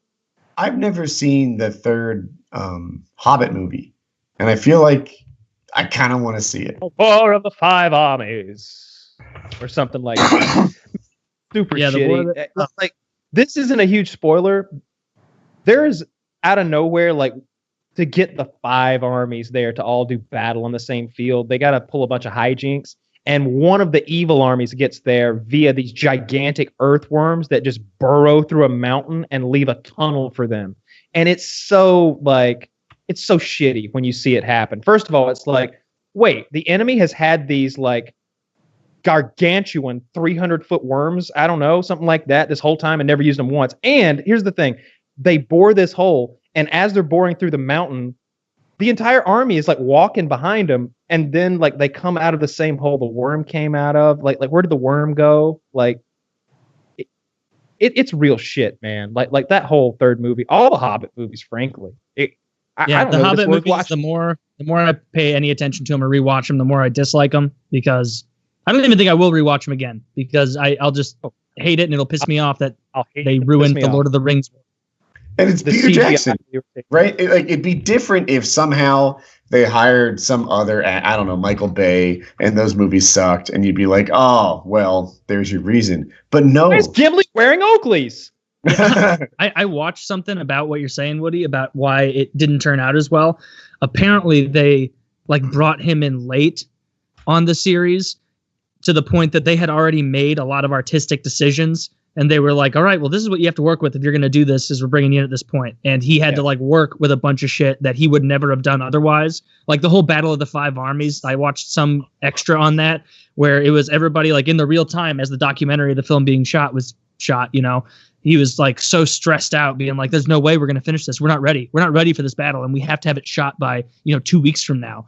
And eventually they just fucking push it off for like 2 more months so they can like redo the entire battle, because they had to start from square one because it just was unworkable, and it still turned out fucking terribly. And so I don't know, that was so disappointing. Yeah, the real reason that it's so shitty, from what I understand, is that when he was making the original trilogy, there was like 2 or 3 years of lead time. Like, before we start working on this movie, let's start working on this movie for like a couple of years, getting the ducks in order, figuring out how things would look, planning the way to non-sequentially film 3 films. They filmed them all at the same fucking time. They're trying to, so they're filming stuff at different times and making it all work editing wise. And then all those VFX, there's so much forced perspective. There's so much from the Weta workshop, all the handmade belts, all the handmade shields and helms, all of that shit that just looks real because it is real. When you put 1,000 extras on the field and get them slamming those spears on the ground like the Zulu, like it sounds different than it would sound if you just went into sound mixing and made it sound that way. In the Battle of the Five Armies, it's this big glob of CGI versus this big glob of CGI. It's about as inspirational and like fun to watch as if you ever watched like a screensaver back in the old days of like balls, like the red balls hit the blue balls and they just all start disintegrating and like just like the fuck. I don't know if are we for the red balls or the blue balls? And you remember like, the way you felt when you're watching Helm's Deep the first time in the Two Towers, where they're slamming those spears on the ground and it's resonating. It's so loud, and it zooms in on the guy, and you see that it's not bullshit. He's wearing real armor there, and he's like the Uruk-hai scream and like the spittle and the gross teeth, and it's the horn. Dude, that's when what was his name? When Ugluk was standing on that rock and he blows the horn. I love that. You know that was his name. Sick. Yes, they had to put Ugluk in charge after Lurtz was killed. In the first movie. Lurtz was the guy who killed Boromir, who was then killed by Aragorn. And Lurtz threw that dagger at Aragorn, and it actually was going to hit Aragorn until Aragorn knocked it out of the way with the sword. I've watched all of the extras so many times. Taylor didn't quite clarify that. What happened was this fucking person playing Ugluk threw a fucking dagger at an actor playing Aragorn, and he fucking parried it out of the way with his real fucking sword. That's a real fucking shot they did. I like that. Because the instruction was like, hey, throw this dagger 2 feet to the right of him, and he's going to smack it out of the way. The guy threw it wrong, and it was actually going to hit him, and he knocked it out of the way, which is why that scene of him blocking the dagger looks so good, because like it blocked it the way a real dagger would. He didn't hit it with the tip of his sword like ting, like in a movie. That dagger got to right here, and like he like sweeped it away with the hilt of his sword almost. Like he almost got nicked by it. But that was cool. I love that I love that stuff so much. I feel like it's so well cast. They took such good care of all the characters. Like I know that none of us liked that the dwarves were kind of made fun of and they're our comedic relief. But shit, if they were like dark and had no sense of humor, maybe we'd be like, really could have lightened things up a little bit if Gimli made a few beard jokes, eh? Yeah. Like we might feel that way. You have to toss me. I cannot jump the distance. That's the part I hate. I know it is, but it's a triumphant moment though, because like it's the music goes, and he fucking throws them, and they're both out there, and you just see them fucking every time Aragorn. I'm like a liberal that's offended on his behalf, right? Like he's happy he got thrown across, and I'm like, oh, how dare you insult him? You've offended me about him. He's being thrown against his best interest. Yeah. I know what's better for the dwarves, and it's not to be tossed. I think purposefully to exclude Chiz and fuck with him a little bit, where Kyle and I went through the entire scene of Pippin and Gandalf talking about the afterlife in Osgiliath, or whatever it was we were talking about in that. The white and the silver. Oh no, this is not the end. It was actually the scene where it's like, what do your elf eyes see? The Orcs are taking the hobbits to Isengard. And the whole thing about some evil gives speed to these creatures. And like Chiz just like, you guys are assholes. I haven't seen this shit. I want to rewatch it again. But he needs to see Lord of the Rings. That's unbelievable to me. He's never seen any of them? He started watching it with his dad and then like stopped halfway through. They got like Lord of the Rings fatigue or something. I don't know. The Mines of Moria, or a little after that, and then gave up. Like I don't even know if they finished the first one. I'll have to ask him again. So they got fatigued. They got fatigued mid series, not mid one movie, right? Mid first movie. Mines of Moria. Mid first movie. Yeah, I don't see how you see Mines of Moria and that doesn't like boost your attention spans for another hour. Yeah, that's like, oh fuck, this cave troll is getting. At the time in that theater when that cave troll burst in to Balin's, they have a cave troll. Yeah, I was 13 or whatever, just like, oh my god, like what? Like this thing's just swinging its chain and killing all the little goblins. That's not the movie that you lose your attention with, right? Like I can't see that. I can't comprehend that. I can in parts, and like the second one picks up with them like climbing down a mountain and having some conflict with who's the little rat guy who had the ring Gollum. At one point? Gollum. Yeah, you've got Sam angry with Gollum, and the other guy's somewhat trusting him, and you're just like, oh my god, would you fucking give me a battle? Like there is a slow part. I can understand little slow minutes for other people who are like, I really didn't like the part where, they were hiking.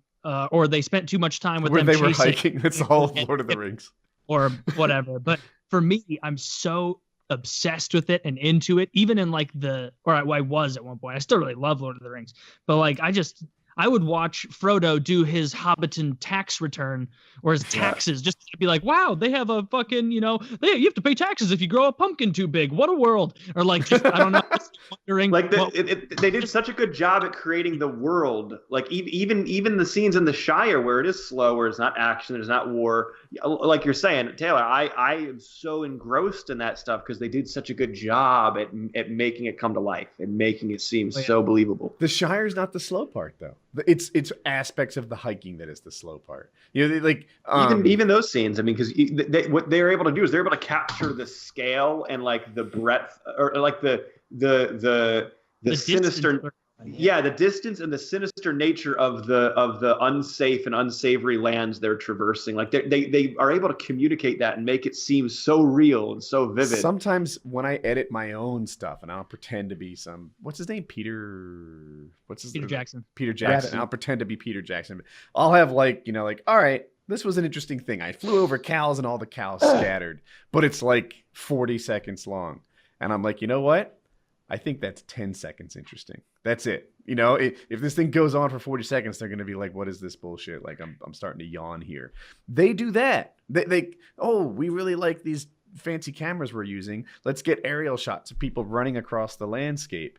And then they just I run like some of and those run because and run. It's cool. And because the way you're supposed to be thinking the whole time is like, this isn't just Aragorn, Legolas, and Gimli traipsing about Rohan looking for Merry and Pippin. It's like you're in an area that should be held and secure by the Rohirrim, but King Theoden is poisoned by Grima Wormtongue, a servant of Isengard and Saruman. And so basically you're running through what is Middle-earth's version of downtown Detroit, where there are bands and little conclaves of Uruk-hai and orcs and wild evil men could come around and kill you. So they're running through this fast, not because they're like, hey, we need to burn some calories for Saruman.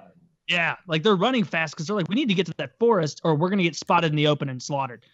Is kind of like what I think you're supposed to take from. And they communicated that so well too. Like it's not just like they're all under this like all ruling power of Saruman. It's like it could just be anything. Like this is their equivalent of like the wilderness, the dangerous parts you just don't want to be, right? Yeah. Yeah, they have no friends in that area. Even when Éomer and the riders at Rohan came up to him initially, telling him, "What news from the Riddermark?" Yeah. We need to get off this at this point. Tell me your name. You tell me your name, Horsemaster, and I will tell you mine. I will cut off your head, dwarf, if it stood but a bit higher. You would die before your stroke fell. It's impressive, isn't it? It's impressive. Yeah, they both do it. Like Kyle remembers the dialogue, and no, he does better than me probably with the dialogue. It's little pieces. It's our favorite parts of the dialogue, I'm sure. But you remember the dialogue across a lot of movies, and sure. Taylor, like when he just like breaks down what's happening, I'm blown away by all the names he remembers. Never in my life have I ever remembered like the names of different shit like that, and the names are not even words, right? He's not like right. The bad guy lived on Elm Street. Spider. Yeah, Erica the big spider. No, it's Shelob. It's a name I've never used before ever. Oh, Shelob, forgive me. Yeah, they have phonetics in the Silmarillion. It is specifically the names. I could tell you the battle was at Helm's Deep, and a layer below that, it's all fog. It's all just words to be ignored. Yeah, Gilead, where many bled. It's a wonder my vocabulary is past 100 words, because if I don't know it, I just like skip it and hope I can get along without it. Or you just mash other letters together and something that's similar. It's when you like say a name from Game of Thrones, I feel like you have a checklist over there that's like, all right, I'm gonna put in a Y and then 2 vowels and 2 to 3 random consonants, and that's like Game of Thrones name. It has a Y and a lot of vowels. There's a silent U in there. Yeah, good. Okay. An umlaut over one of those U's. Oh, perfect. Now that looks very foreign. Yeah. I'm definitely gonna rewatch it now. I have to. I've been wanting to for a while. It's just a real commitment to start. I rewatched the first 2 not long ago, and it's funny because I've done that more than once. I have seen the third one fewer times than like 1/4 as many times as the other 2. Yeah. Because I'll watch the first 1 or 2 and then not get to the third. I gotta close it out. I gotta get Frodo back home. His lips are all fucking chapped and shit, and he's hungry.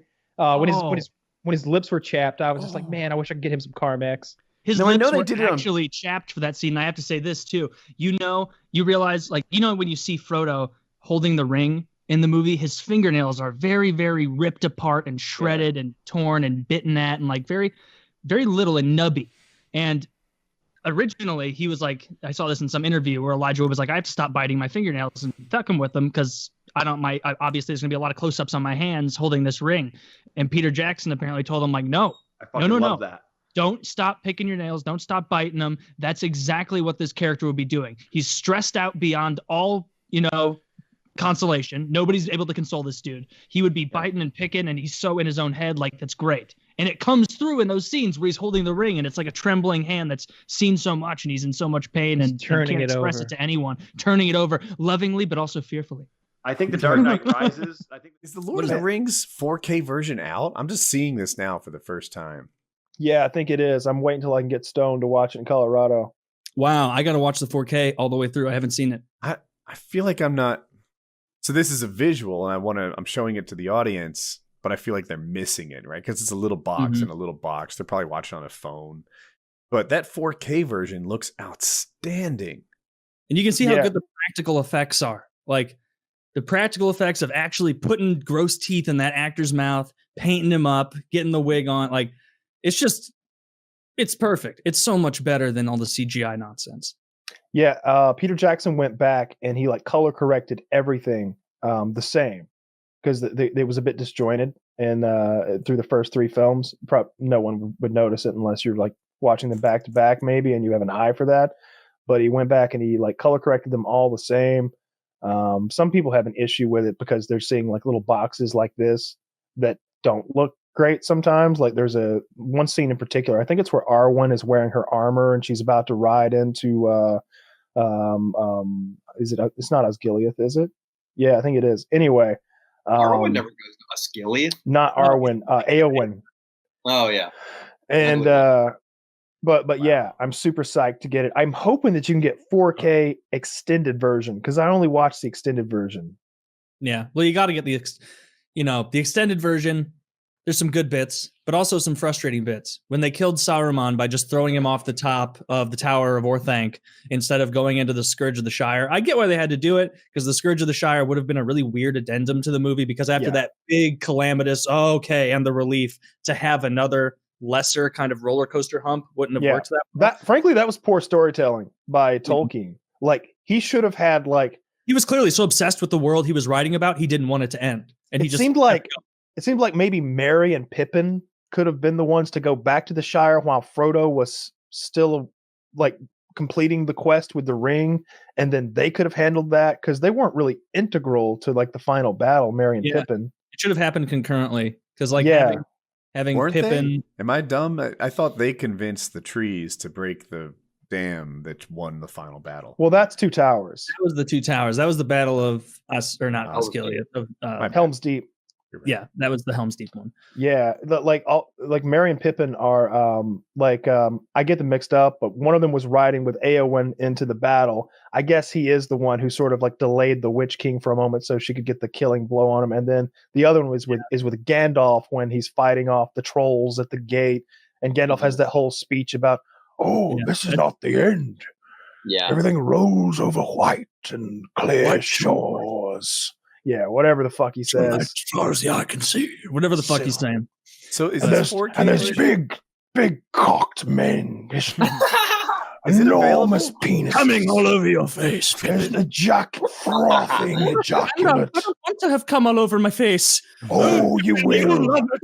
You'll love it, Pippin. I'm going to come all over your face myself when we get in the afterlife. This isn't how I remember it, but I keep getting things It'll be wrong, over your little head. Pippin, I'm going to rape you. To the extent. And you can't stop me because I'm a wizard. And you're a hobbit. When does it come out? No, we got 10 more minutes. Okay. It's great. This is the threatening Gandalf, Pippin, terrified behind it. And also, the trees never helped in the Battle of Helm's Deep. They helped at the Battle of Orthanc. They had the worst effects in movies telling history. Well, they were also in the forest as like the Uruk-hai were retreating from Helm's Deep, and they smushed them in the forest. But I think that was just the trees. That wasn't necessarily Ents. It was the trees of Fangorn Forest, which they never really, even in the book. I always was reading that like, what the fuck are they taught? Every tree's magic? No, only some of the trees are magic, because in the book he never really like he talked about like the Ent drafts and stuff, and that's in the extended edition too, where like Pippin, I think, is drinking it, and Mary's like, "You've grown taller." He's like, "No, I haven't." And they start like drinking the 4'8". 4'8". You've always been 4'5". All right, I looked it up to get the answer I was looking for. On December 1st last year, in time for Christmas, they released the 4K versions. That's what I was keep trying to find out. So it's available now. Yeah, I'll give it a watch through. Especially, it's $135. Although, I mean, this year, Helm's Deep would be cool to see with the 4K practical makeup effects. Although you could wait until we go to Colorado and we could do a whole Lord of the Rings. I've talked about this before. We do the Lord of the Rings feast with the salted pork. Oh. Dude, I am so down to hold off on this if we actually do get stoned to shit and eat a bunch of salted pork.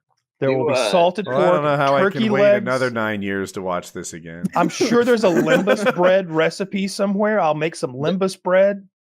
in the extended edition of the Two Towers, they have a drinking contest. Or maybe that's the beginning of the Return of the King, but it's an idea. We'll smoke some old Toby. Yeah, we'll smoke some old Toby, some long bottom leaf, and then we can. What do they drink in Lord of the Rings?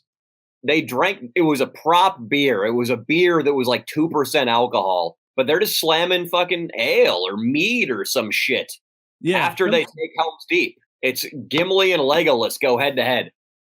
Yeah, we can get some mead. I'll drink some mead. I think I've had mead before. It's like honey beer. I like think. it.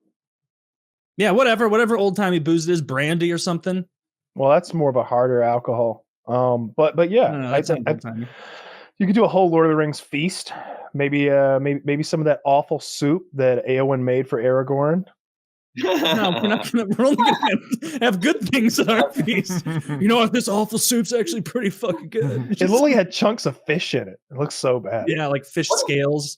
Yeah, I love when he goes to pour it out and just scalds himself. What was the point of that scene? What was the point of that scene? Because they're trying to. She's not hot, so the screenwriter had to give her whatever else he could to make her likable. You think he would have at least given her the ability to cook a halfway decent soup, but instead, Aragorn's got to reject her for being way uglier than Arwen and for being a piss poor fucking kitchen attendant too. Like, why did he have to spit up the soup? It's not much, but it's hot. You got that right. Yeah. Fuck. He dumps it. My hand's all blistered up. That's why I fell off the cliff. Well, I just held the bowl under Gimli's ass and brought it over to you. Some people think dwarves don't shit. Well, they're wrong. It comes out like fish soup. I'm thinking and scalding hot. I think she's attractive, but she's just not as attractive as Arwen. Yeah. Yeah. Definitely true. And Arwen was an elf.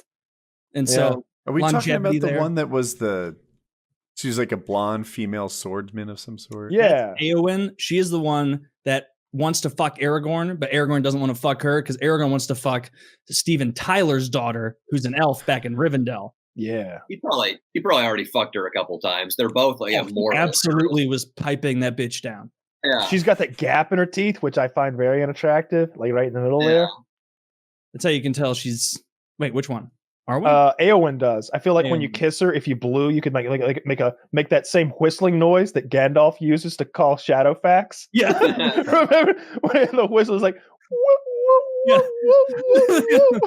and it like echoes through the valleys and hills, and like a magical horse comes running. The Lord of all horses, Shadowfax. Show us the meaning of haste, Shadowfax. It's like, dude, you couldn't have summoned a dragon or something. An eagle. And she sucks off like the bastard son of Gondor at the end of the film, right? The guy who is completely rejected by the steward. That's the guy she ends up fucking. I think the blonde is better looking. I think I do. No, I'm alone. No. Yeah. Maybe they look different in non-pictures of their characters, but as a character in the movie, Arwen's better looking. For sure. I mean, Woody has proved questionable judgment this episode based on the clown associate he has. You're definitely wrong, though, when it comes to these chicks. Yeah, Arwen's got a better ass, too. Was so much shorter. That means that she couldn't possibly be a good fighter. No way she killed the Witch King. No way at all. She can't even reach that guy's face. Yeah. Bullshit. If she stabbed him in the dick, maybe I believe that. I think he's just more of a ghost. He probably lost his penis. Or no, maybe he still has hands. He has ghost hands, so he'd still have a ghost penis. I don't know. He's got a ghost face. Maybe he's got a ghost head. Yeah, but there's no one for him to fuck because all the Nazgul are men. You can get some ghost pussy. Even all those ghosts at the end of the Battle of Minas Tirith, they were all men. I didn't see a single ghost bitch in there. Just because they're men doesn't mean there's no one to fuck. Get creative. Yeah. No, I olden days or future? I don't know. Is it Star Wars rules where it's futuristic stuff in the past, or is it Lord of the Rings rules, past stuff in the future? Is Star Wars in the past? Yeah, long ago in a galaxy far, far away. Now that you say it, it seems clear. Sure. Yeah, I like your picture here, Woody. This is a good comparison. I will say it's not cherry picked. There are better pictures. It's not cherry picked. You've got a good comparison here. I still prefer Arwen because She doesn't have that huge gap in her teeth. And I've always said I only find Liv Tyler attractive when she has the pointy ears. Also, you know what? I liked Eowyn in the movies more because Arwen is just not a very good actor. There were Liv Tyler's not a great actress. There were scenes with Liv Tyler and Viggo Mortensen or whatever where it's like I could feel Viggo being like, "Give me something. Come on, give me something here." And it's like the back and forth of the faces, and he's like really acting his heart out, and she's like, "But you cannot go destroy the ring. It's quite troublesome." I just imagine him giving her a pep talk before it, like, look, you're immortal. I'm not a mortal man, but choosing me means choosing a lesser life. This is a big deal. All right. You're really disappointing your father. Okay. Now I know you can work with that one. All right. Just think back. You're really disappointing your father. Okay. Just imagine Steven Tyler. Okay. Your dad, he's the head of the elves. All right. And you're disobeying him and you're going to fuck like a pop star. All right. That's what this is. Okay. Now, channel that for me. Okay. Action. I cannot let you leave to destroy the ring. I'm not getting it. But Eowyn, I must go. And he's like just pouring his heart out. You know what her best scene in the whole fucking trilogy is? It's when she's it's when she's riding the horse and all of the Nazgul are chasing her, and that branch like hits her face and cuts her a little bit, and she actually has a little moment of badassery. That's her best scene by far. That is her best scene. I look at her if she died. I look at her through the same lens as Hilary Swank. Like, I can't tell if she's pretty or ugly a little bit. Oh, now that's not fair. She's definitely prettier than Hilary Swank. And like they had that whole thing. There's an episode like, I know the episode of The Office thing. But like Liv Tyler has her father's mouth, which is oversized and weird and wrong. Fuck yeah. Okay. Nice. I'd love to fuck Steven Tyler's mouth. Dude, Steven Tyler has a very fuckable mouth. I bet it's very warm in there. To me, and sticky. It's like a facial deformity. It's a facial deformity. I bet Steven Tyler's mouth is always sticky. He's a big candy eater because he's probably sober now from being a rock star all his life. He's just Laffy Taffy all day long to deal with the Joneses. Remarkable mountain range in New Zealand is pretty tops. That's like a classic. Like, is that where Mordor is? Right? It was a lot of like the background shit for like the not Mordor, but I mean Mordor was filmed there. I think it's like a specific mountain, but there's like this was like the background when they're crossing over the top of Moria, like that kind of stuff. That's like all the background stuff for that, and that's like one of those classic mountain ranges where it's like that's fucking mountain and it looks like really nice. That's that one's pretty fucking beautiful. You know, like you look at that quality mountain range. Man, I want to watch Lord of the Rings again. I want to walk across that mountain. You think so? Yeah, with the ring. See that peak right in the middle? That looks like where Frodo dropped the ring. That's where you would get to. Except then it would be like with Legolas on his light foot, and then Gandalf would be asking Frodo like, "Let the ring bearer decide." And then Frodo's like, "We will go through the mines," and then they go through. Man, what a great! I'm gonna watch that like right after this. Do you like that movie? Love it, absolutely love it. You know what I found when I was Don't you dare fucking disparage Lord of the Rings. I'm not about to. I love it, but like I when I was searching for shit downstairs, I played the trading card game. I've got them in there. I'm a loser, and like I've got all those cards and everything. But Lord of the Rings, I found all my extended edition DVDs in storage, so I pulled those out. I thought I'd lost those years ago, so that was quite the find. I've still got them there, but they're right behind me over there. Nice. You got a bunch of good stuff behind you. Is that the flag? Yep. Is that the boot flag? The Australian flag from The Simpsons. So it's sort of hanging off. When it hangs off, it has like the stars on it. People keep telling me it looks like the Kosovo flag with like with like an arse on it. I'm like, yeah, I'm making fun of Kosovo. But I mean, there's Gollum and fucking Schmeagol there, and Gandalf on there's a Urukai over there, and then a map of Middle Earth, and so I'm obsessed with Lord. I fucking love that shit. You need to hang out. Massive nerd. I'm fucking obviously watching Lord of the Rings, man. Just a couple of big head boys that want to talk about Lord of the Rings. When I went to New Zealand, I talked to my wife and I'm like, I want to go to New Zealand. She's like, yeah, okay. So we drove from like the top of New Zealand up at whatever the fuck it's called, and then down all the way to the bottom to Queenstown. And we we did a road trip, but we basically just planned the entire thing around Lord of the Rings shit. So like up the top, you've got like Hobbiton and stuff like that. And then we went from basically like all across the country, just looking at Lord of the Rings filming locations. And so we had this guidebook and we're like, yeah, we'll use this guidebook. We went to places where they were like, you should go here. And I'm like, oh yeah, this is where a thing happened. And then I was walking past a rock and I'm like, oh, this is where Sam and Frodo, when they go into Mordor and they're hiding and they're dressed in the orc armor, are sitting. And my wife's like, that's not in the guidebook. And I like open up the scene in the fucking movie and I hold it up and I'm like, there, it's right fucking there. And I'm like, I know more than the fucking guidebook. and of course, you know, that was like, so you found like Minas Morgul where they climb up before they get to Shelob's lair. Okay. Yeah, wow. That guy didn't know his shit at all. No, I fucked that guy up. I'm way smarter than that guidebook author. Fucking idiot. Man, that would be so much. Is Hobbiton, did they upkeep it still? Oh, or it's is it all fucking immaculate. That's awesome. It's so, it's like, it looks exactly the same as it did in the movies. There's nothing else like that. There's like you can't go and visit the town from Back to the Future. Like, you know what I mean? Yeah. Like that's so cool that it's become you such a. You can go there and have like lunch at the Green Dragon. Like we went there and had like drank pints and ate lunch at the Green Dragon. And you can go there. Hogwarts. Yeah. Oh yeah, you can see. I've been to Hogwarts as well. My wife loves fucking Harry Potter, so I've been to that. But the Hobbiton is way better than those. Like you can go there on Christmas Day and have Christmas lunch at Hobbiton. That's sick. That's awesome. And they have the Green Dragon right there. You can go in. Yeah. That's so they even cool. have like their own beer that they brew. I've got a bottle of it sitting over there. I've drank it, but it's like we have like a Green Dragon beer. That would be like the coolest version of like what would be like that's what I would want Disneyland to be. Just a Lord of the Rings themed, and you're just going to like, and they've kept up with like all the cities. And so it's like, here's the set from Osgiliath and Minas Tirith and fucking all these other places. That would be so neat. So a lot of the stuff they took away. So they're like, yeah, we'll build this and then like take it away. But yeah, the Hobbiton is like a full tourist attraction. Like there's shitloads of cool stuff on it. So yeah, I like it. Such good movies. I was going to talk about when Sean Astin or Astin, whatever, stepped on that broken bottle in the river or whatever. When he's going out, he's no, Mr. Frodo, don't leave me or whatever. You know, when Frodo's trying to go off on his own. He stepped on a glass bottle and severely cut his foot open, like dozens of stitches, I think, like across the middle of his foot, and fucked himself up there.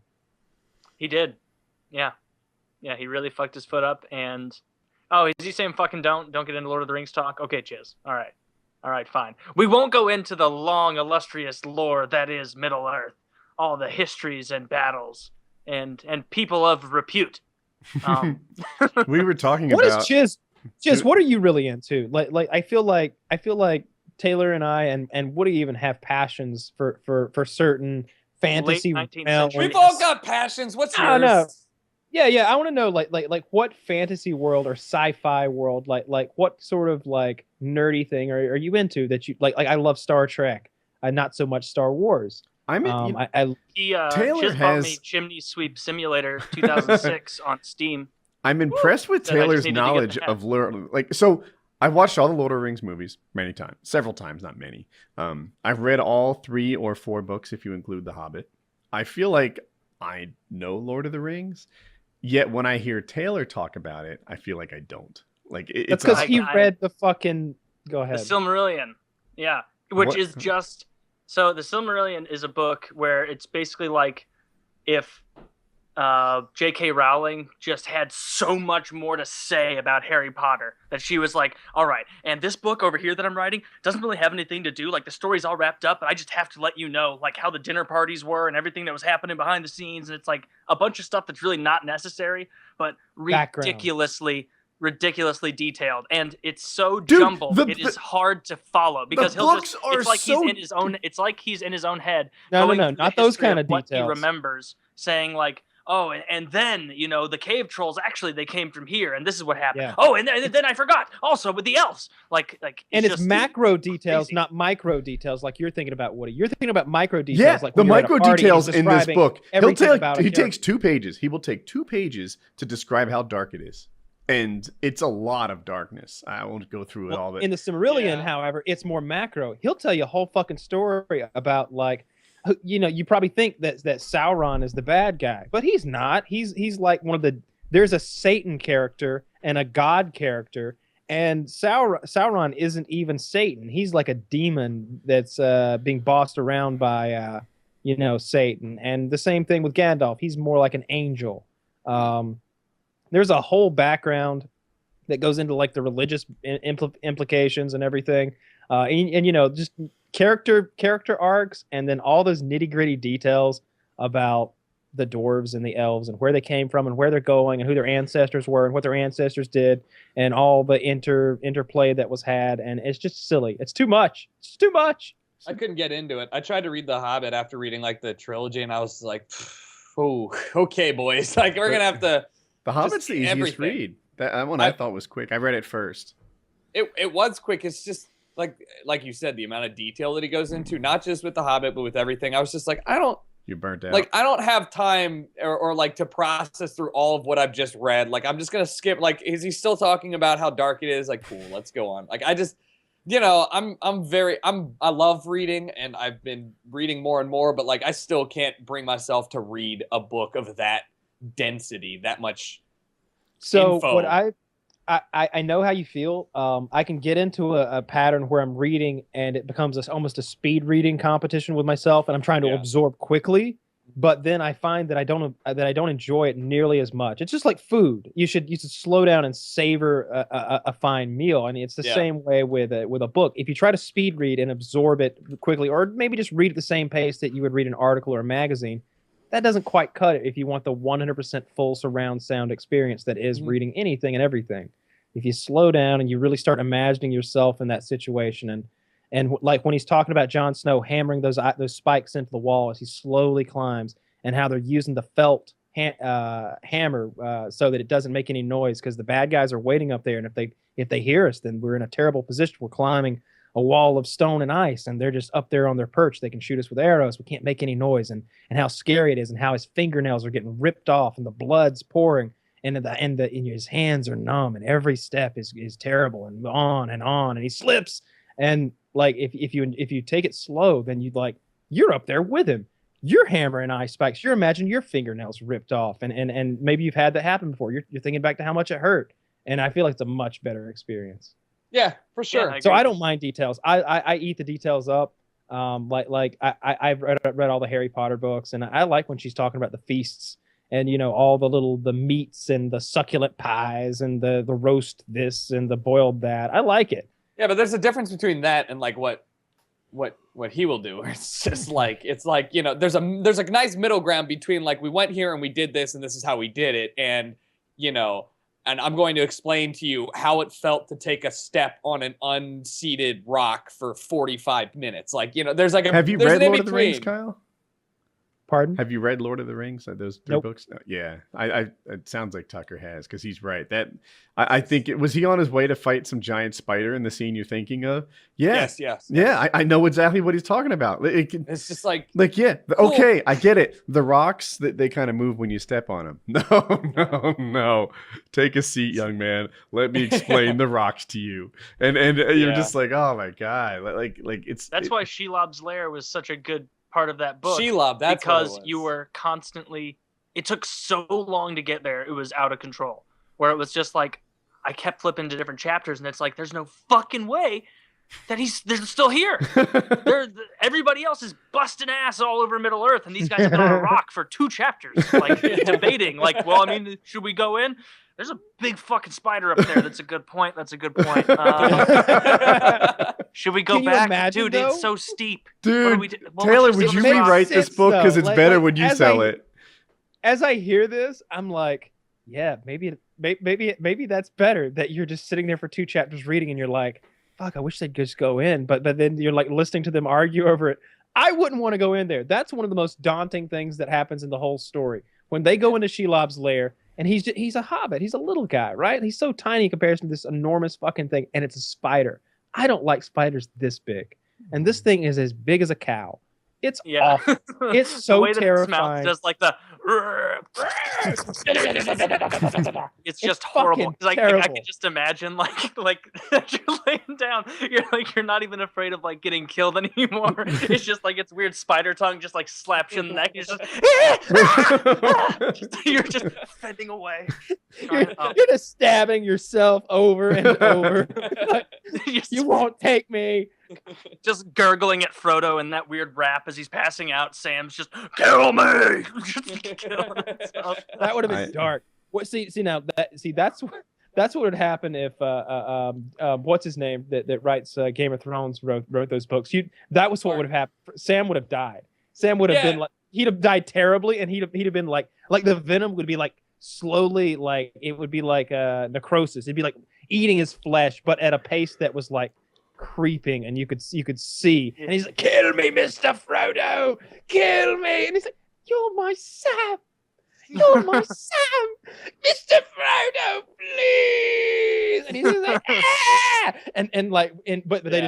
But they go to the silhouette, the shadows, and you see Frodo finally penetrate Sam, and it's finally. It is a little. It's kind of symbolic there, like a little bit. A little something I think implied. that if it were an HBO series, there would at least be some sort of charged embrace, or maybe like a second and a half kiss, like a teaser, almost like the end of Inception, where you're like, is that top spinning or is it not? I don't know. Like you looked at the kiss and Sam and Frodo, and you're really like, are they close. gay or is this just like too long of a kiss before you die? Like a tease. If Tolkien had wrote the Wendy's ad read, we'd still be talking about cheese right now, 2 hours into the show. So let me explain the shape of this. Over mountains of beef.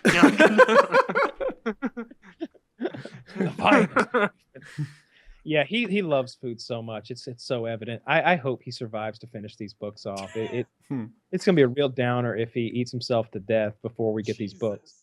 I just saw. I was talking to you guys about this before the show hours ago. That Lord of the Rings, that new show that's coming out, they just confirmed they are not doing the CGI bullshit orc nonsense that they did in The Hobbit. They are going back to real deal people, physical effects, physical makeup, armor, and that makes me so much more excited for the show. That is part of what made the orcs and the Uruk-hai and everything in Lord of the Rings so spectacular, is because they were all unique people dressed up in armor with physical makeup added. Not that fucking nonsense in The Hobbit. The Hobbit was just brutal to watch. What year was The Hobbit? It was probably 7-8 years ago now, I would guess. Yeah. And they stretched that one movie story into 3 movies, and fuck that. They absolutely ruined The Hobbit. But the physical makeup on the orcs, it may sound like a small thing. That's a huge fucking thing. Yeah, and it's a big deal. To all the villains as well. Like, you want physical makeup on there. You get real facial expressions. And that also allows the actors who are engaging with those people to do a better job. And so that's why physical makeup is absolutely the way to go. With enough money, I want to go. With enough money, CGI is good. I feel like this is done all the CGI when I was young sucked, right? And it was like, oh my God, put firecrackers on models again. This space CGI is garbage. Now, if you would have put a firecracker on a model and try to pass that shit off like they did in the 70s, no one would want to watch that. That was terrible. Now, what they're having the hardest time with is people's faces, right? Because we're very sensitive for some reason to the way people's faces is. We observe reactions, and it's important in how we say that again. The uncanny valley, where you can tell there are minor things wrong with facial expressions made under CGI, whereas physical makeup, not a problem. They don't do it, but give it time. Right, give it time. I think we might have to endure a few years of bad movies or something, and then they'll get it right. Then they'll figure out, like, aha, it turns out people are incredibly sensitive to the eye crinkles crow's feet thing, and we were making that smooth. People are incredibly sensitive to the height of an upper lip, or who knows what. And someday it'll pass makeup. Just like spaceships did, monsters. I think it's gonna be a very long time if that ever happens. But I don't think that CGI spaceships have passed models. I think that miniatures are just way more expensive, but I think they look so much better on camera. Like all that Starship Trooper shit is miniatures in frame. All the old Star Trek Next Generation, when you'd see the ship, is like a 6-foot miniature most of the time. They used a 4-foot most in of the Lord time, of the actually. Rings. There's a scene where they poured water on trees Looks awful. or something. It's garbage. Please do that. Which scene? I think, is it the third one? It Break involves the dams. Yeah. Free the water. The dams, free the river. It's terrible. And then Treebeard is standing there, and so are Quick Beam and a number of other Ents that I won't name by name because it's very autistic. And you see all that water pour down, washing all the Looks goblins bad. and away, and It some looks of the bad. Urukai. It does look bad, but why does it Most look of the Battle of Pelennor Field 'Cause looks bad. It's a model. It's a model. They poured some really small amount of water across a couple fake trees, and it looks terrible. It doesn't. Water looks amazing with CGI now. They have mastered water. They had water mastered Titanic 15 years ago or more. Like go back to The Perfect Storm, that movie that came out in like 2003 or something. I don't know. It's been a long time ago. Those waves are epic. They look real. They've mastered water. You cannot do water in camera and make it look as good in CGI. At least not with a miniature. Maybe you get a giant whirlpool or something and you could do it. But Wait, Kyle, I have to ask. Did you mean to say that the Battle of Isengard looked terrible? Because No. the Battle of Pelennor Field, where it's all the Rohirrim charging in. The Battle of Pelennor Field. These aren't looks even real like words. Shit. The Battle of Pelennor Field looks like shit when all of those fake ass green goblins and ghouls start sweeping over the field, and all of a sudden these weightless phantoms are dragging down Oliphants. It looks like shit. No. Do you know what one of I'm fine with that. What I'm saying is that initial Rohirrim charge Okay, in there yeah, it's great. is very inspiring. Death! Death! Yeah, One very of the worst that shit's CGI great. scenes I've ever seen is, I think it was The Mummy Returns. It's The Rock when he debuts at, like, he bursts through that door as the Scorpion King, and it looks like a PlayStation 2 game. And he's just like, people's elbow. and then it's just like, what? There's a YouTube videos. I think Corridor guys. Corridor Digital, right? Yeah, they took that scene and made it not suck. They're like, oh Yeah, so they did a few things. To his body, I think what they did was they went and redid it or like upgraded it somehow through CGI. But then what they did was they ran it through machine learning and used deep fakes for the Rock's face. So they ran like million photos of the Rock because he's in everything through scenes of movies. They could get every angle of him from that era, and they put it on and it looks better. It still looks crap, but for what they did compared to a high budget studio at the time who just rushed that scene, that was terrible. Yeah, and there were a bunch of other things that like I wouldn't have picked up on. They're like, oh yeah, you don't notice it too much, but do you see how his leg has no shadow? This example, but the specifics don't pay attention to. Yeah. But they're like, yeah, lack of shadow is actually a problem. And do you see how there's a light source here and it has no impact over there? Yeah, well, you know, like you don't know why it looks fake, but that's the kind of thing that makes it look fake. And they just did a lot of shit that I wouldn't have appreciated. Yeah, some stuff looks great with CGI. Some stuff is an abomination. Like if you go to the Planet of the Apes movies, the new ones, amazing CGI. They can make monkey faces look real. They just look real. They look incredible. I'm sorry. I gotta tell you, Kyle, I was very triggered on your Pelennor Fields comment earlier until you that it was about the ghosts. I'll keep that in mind, and I'll save it. I'll keep that in my back pocket for like 6 or 8 months, and then I'm just gonna like shit all over like the Twin Towers, or maybe like the whole plot of the Return of the King. Like Nice. just to wind you up. We'll follow it up with that's one of those the things St. Louis Blues cheated to get a Stanley Cup conspiracy theory, and we'll have a Taylor Explodes episode. You know what I'm actually looking forward to is Amazon's Lord of the Rings series. I purposely haven't looked into anything they're doing. I'm just gonna see it as bonus Lord of the Rings content. If I don't like it, I didn't have it before. So but if I like in it, seconds bonus. before Kyle goes, I'm like, well, everything else Amazon does suck, so probably. No, it doesn't. I'd love to be wrong. Well, they spent $250 million, so I think I think they're gonna make sure they do a good job here. A lot of it was on the rights, though. Yeah. So they're gonna make sure they do a good job on it. Oftentimes people equate price to production value, and when so much of that is on the licensing, it doesn't mean production value. I think we did the math. It's still like $10 million an episode or something crazy like that. Like it's Game of Thrones level production. Like I think that's about what Game of Thrones is, like $8 million to $12 million an episode. Apparently the writers are literally writing in a locked room with like thumbprint scanners and guards outside. That's awesome. Yeah, because they're trying to keep the plot of the news story like It's a prequel, right? I don't know. I think hope it is a prequel.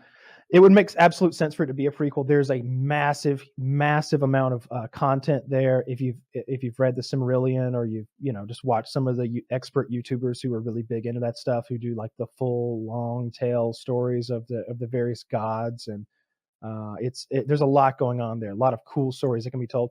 I really hope they pick up Ian McKellen for the series. If they pick up Ian McKellen, I'm sold 100%, and I'll buy whatever I need to buy to watch that shit. I don't want to see another Gandalf. He is Gandalf to me. He's Gandalf to me, and to me, he should be old as fuck. Like, he should be timeless almost. Is like Gandalf he's always confirmed to be in it, or could it be more prequel than that? If Gandalf has been there since the beginning of time, essentially. So like you can't. It's real hard to go back so far that Gandalf isn't there. So Okay. Gandalf is just there because he's like over 2,000 years old or something. He's kind He'll of still been be there. in it. Yeah. Is that true, he's- Taylor? Can you back that? Is he like 2,000 years old? I don't know exactly how old he is, but he's insanely old. Like, Yeah. he's been around Yeah, it's over for a 2,000. long time. He- All the he's- wizards have been there there were like some blue wizards, Radagast the brown, there was Saruman the white, Gandalf the gray, then Gandalf the white, and then a couple other ones. But 2019 years. Good Yeah. lord. Okay.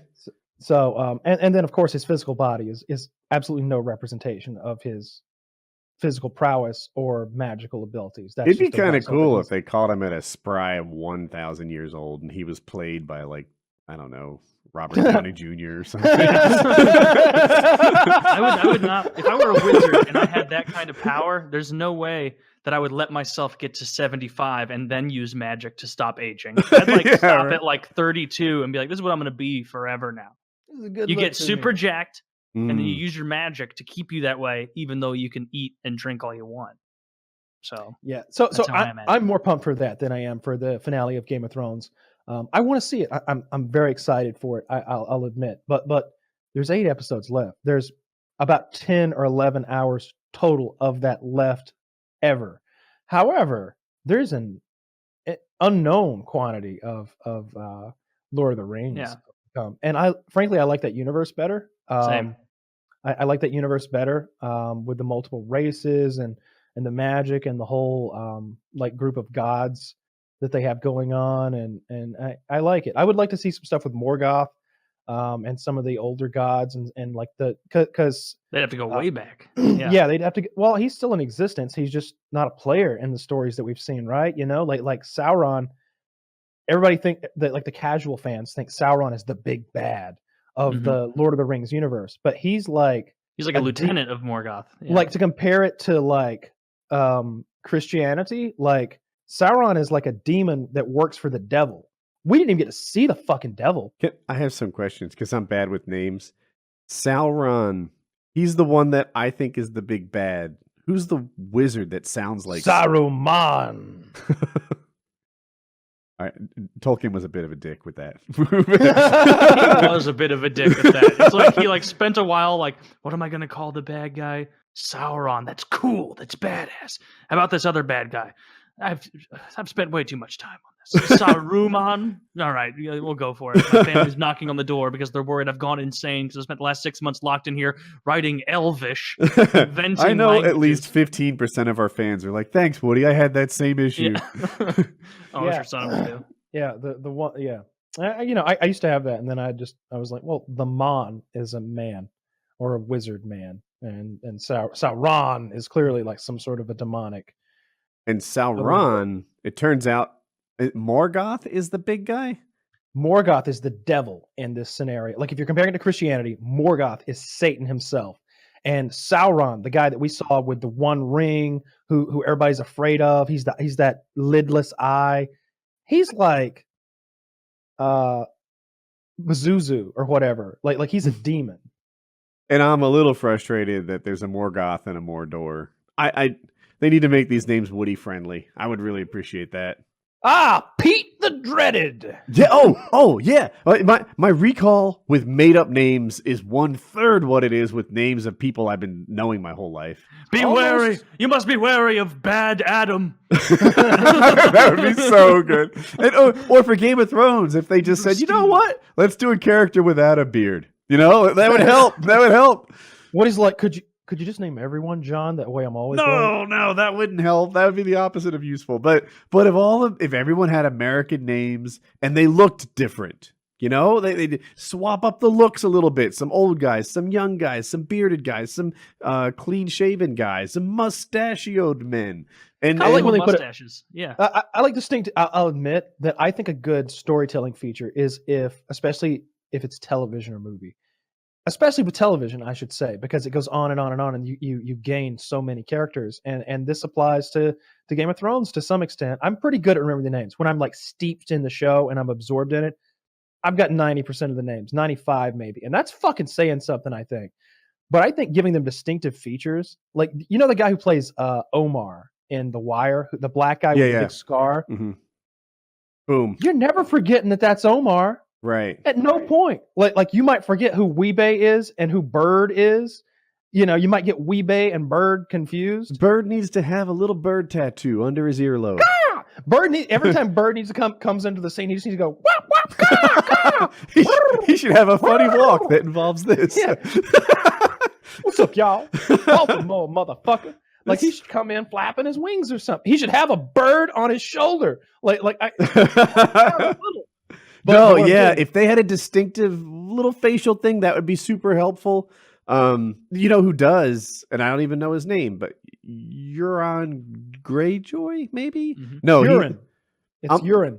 I'm looking for the badass boat captain, not the kid who lost his dick. Oh fuck, the uncle. Yes. Yeah, fuck. But I don't. He has a distinctive look about him. He might have a scar over his eye. Oh, that's Victorian Greyjoy. He's only in the books, right? He's the one who fights full plate armor on the. That they renamed him, I think. They renamed the woman. I forget. There's some renaming involved in this family. Euron. You're right. It was Euron. It was Euron, and I'm sorry, it's not. It might be, all right, though. King Euron Greyjoy is the brother of Balon Greyjoy, the Lord Reaper of Pike, and later King of the Iron Islands, Aeron Greyjoy, a drowned man. He is also the uncle to Balon's children, Roderick, Mayron, Yara. And look, so the guy's name is Euron, and it's spelled Ueron that I'm referring to, and he has a distinctive look about him. I'm seeing him. The viewers are seeing him on the screen too. I don't know if it's the scar under his eye or maybe it's just his facial hair is different. But Euron Greyjoy, the nanosecond I see him, he's not confused with all the other bearded guys. Sure. Yeah, I just like if they, if you're gonna have that, they got a huge cast, right? I don't know how many characters there are. 30 main characters. Yeah, that's not an exaggeration. Yeah, it's a lot, and especially if you're going across all 7 seasons. I mean, remember Roderick? Do you even remember Roderick? He was a main character for the first 2 or 3 seasons. Sir Roderick, and then Sir until Roderick. Theon killed him. Is he the guy? He's the guy that Theon hacked his head off poorly. He was the swordsman instructor at Winterfell. Yeah, he was like right? he was like the sword master of Winterfell, like the trainer, he was the captain. He's the of the one guard. who looked up when he's about to get killed, and he's like, "Now you are truly lost, Theon Greyjoy," and then gets his head hacked. Send me to see your father, so that I can tell him how disappointed and I am. then he hacked him with all the competence of me and Henrietta. God, very good as an Air Force pilot. Like that's who you want. If like Tolkien times move forward into the present, you'd be looking for hobbits to fly your aircraft. No, wait. Muzza Fuzza would be bad at it. You need that dwarf stockiness. In theory. And they're also short. You would put the dwarves in the tanks. I was gonna say make a whole dwarf military battalion because I think they'd be very useful. You wouldn't need like a specially trained guy to bust down a door. They're strong ogre little guys, and they just would kind of punch it and knock it through. They make their own armor, beautifully crafted mithril armor that they could wear into Fallujah or wherever we send the dwarf battalion. Where would you use the elves and the humans? Like, is there any use for them at all? Maybe the humans would be good in command. The humans would probably be good in command. The elves, I don't think would be that useful because they see everybody else as like lower life. So they might treat it as like Air a game. Force, you're saying. That's good, yeah. They're probably Air Force, yeah. I was looking for this quote. Let's see. What quote? I I wish I could muster a legion of dwarves, fully armed and filthy. Legolas is like, I fear war has already found its way to both of our lands. I love that part. And I always wondered, I was like, why doesn't Gimli have some backup? He's just here on his own doing all this shit. Like, he doesn't have a cousin he could bring into the fray. At least like a dozen guys or so. Like, it seems like there's only 8 dwarves left in all of Middle Earth around the time of the ring. Yeah, that's what I liked about Lord of the Rings, is that the dwarves weren't like in a lot of fantasy worlds where they're almost like gnomish and like weak and kind of shitty and just good at like crafting stuff. I liked in Lord of the Rings how the dwarves is like, they're like the elite fighting force of like, you're about to fight a bunch of people who are smaller than you by stature, broader than you, and they're all 3 times as strong as you just across the board. They're like they'll fighting just grab you and chimpanzees. steal your shit. Were you upset, like I was, that the movies didn't accurately represent dwarves? Like, for example, there are no dwarf women. What was the battle? Was it Helm's Deep at a big wall where they had the competition when he between? Tossed him. Yeah, the dwarf won that, and I felt like he didn't properly win it in the movie. And they did dwarf tossing, as Kyle mentioned. That's an embarrassment. That shouldn't have been like they really. When they ran, remember how they ran like for ages and ages? I think 1/3 of Lord of the Rings is like aerial shots of people running. Yeah. The dwarf Wasted on cross country, very dangerous over short distances. But that's not true. Yeah, the dwarves actually, while not sprinters, had the endurance to keep plowing away, and they could carry more and they could run farther. Yet in the movie, they're like fat kids, you know. And I just was like, dude, in the books, I'm not going for characters. The races, I guess, were balanced. You know, the elves were agile, like ninjas, and the dwarves were big, strong, stocky, like mules. And each of them had their pros and cons. Hobbits, by the way, remember they'd throw things in the movie and they made it seem like it was almost stupid. Like, why are you doing that?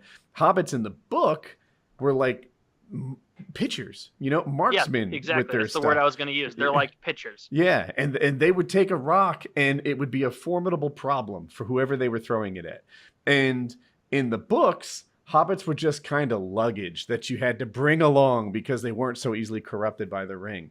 So, you know, and they're tiny. Yeah, and like they didn't focus enough, I guess, on how the hobbits have every other race beat and like thinking off the top of your head and being clever. Like, that's the one part about the Hobbit I did like more than Lord of the Rings, is showing Bilbo like clearly outsmarting and playing people, manipulating them, because that's like the strength of the Hobbit, is they have to throw shit really well as a last defense, but their strategy is to just never have a conflict because they've got people wrapped around their finger. Or hide. What was that? Or hide. They're very good hiders. That actually is the thing. They're like ninjas in their ability to hide.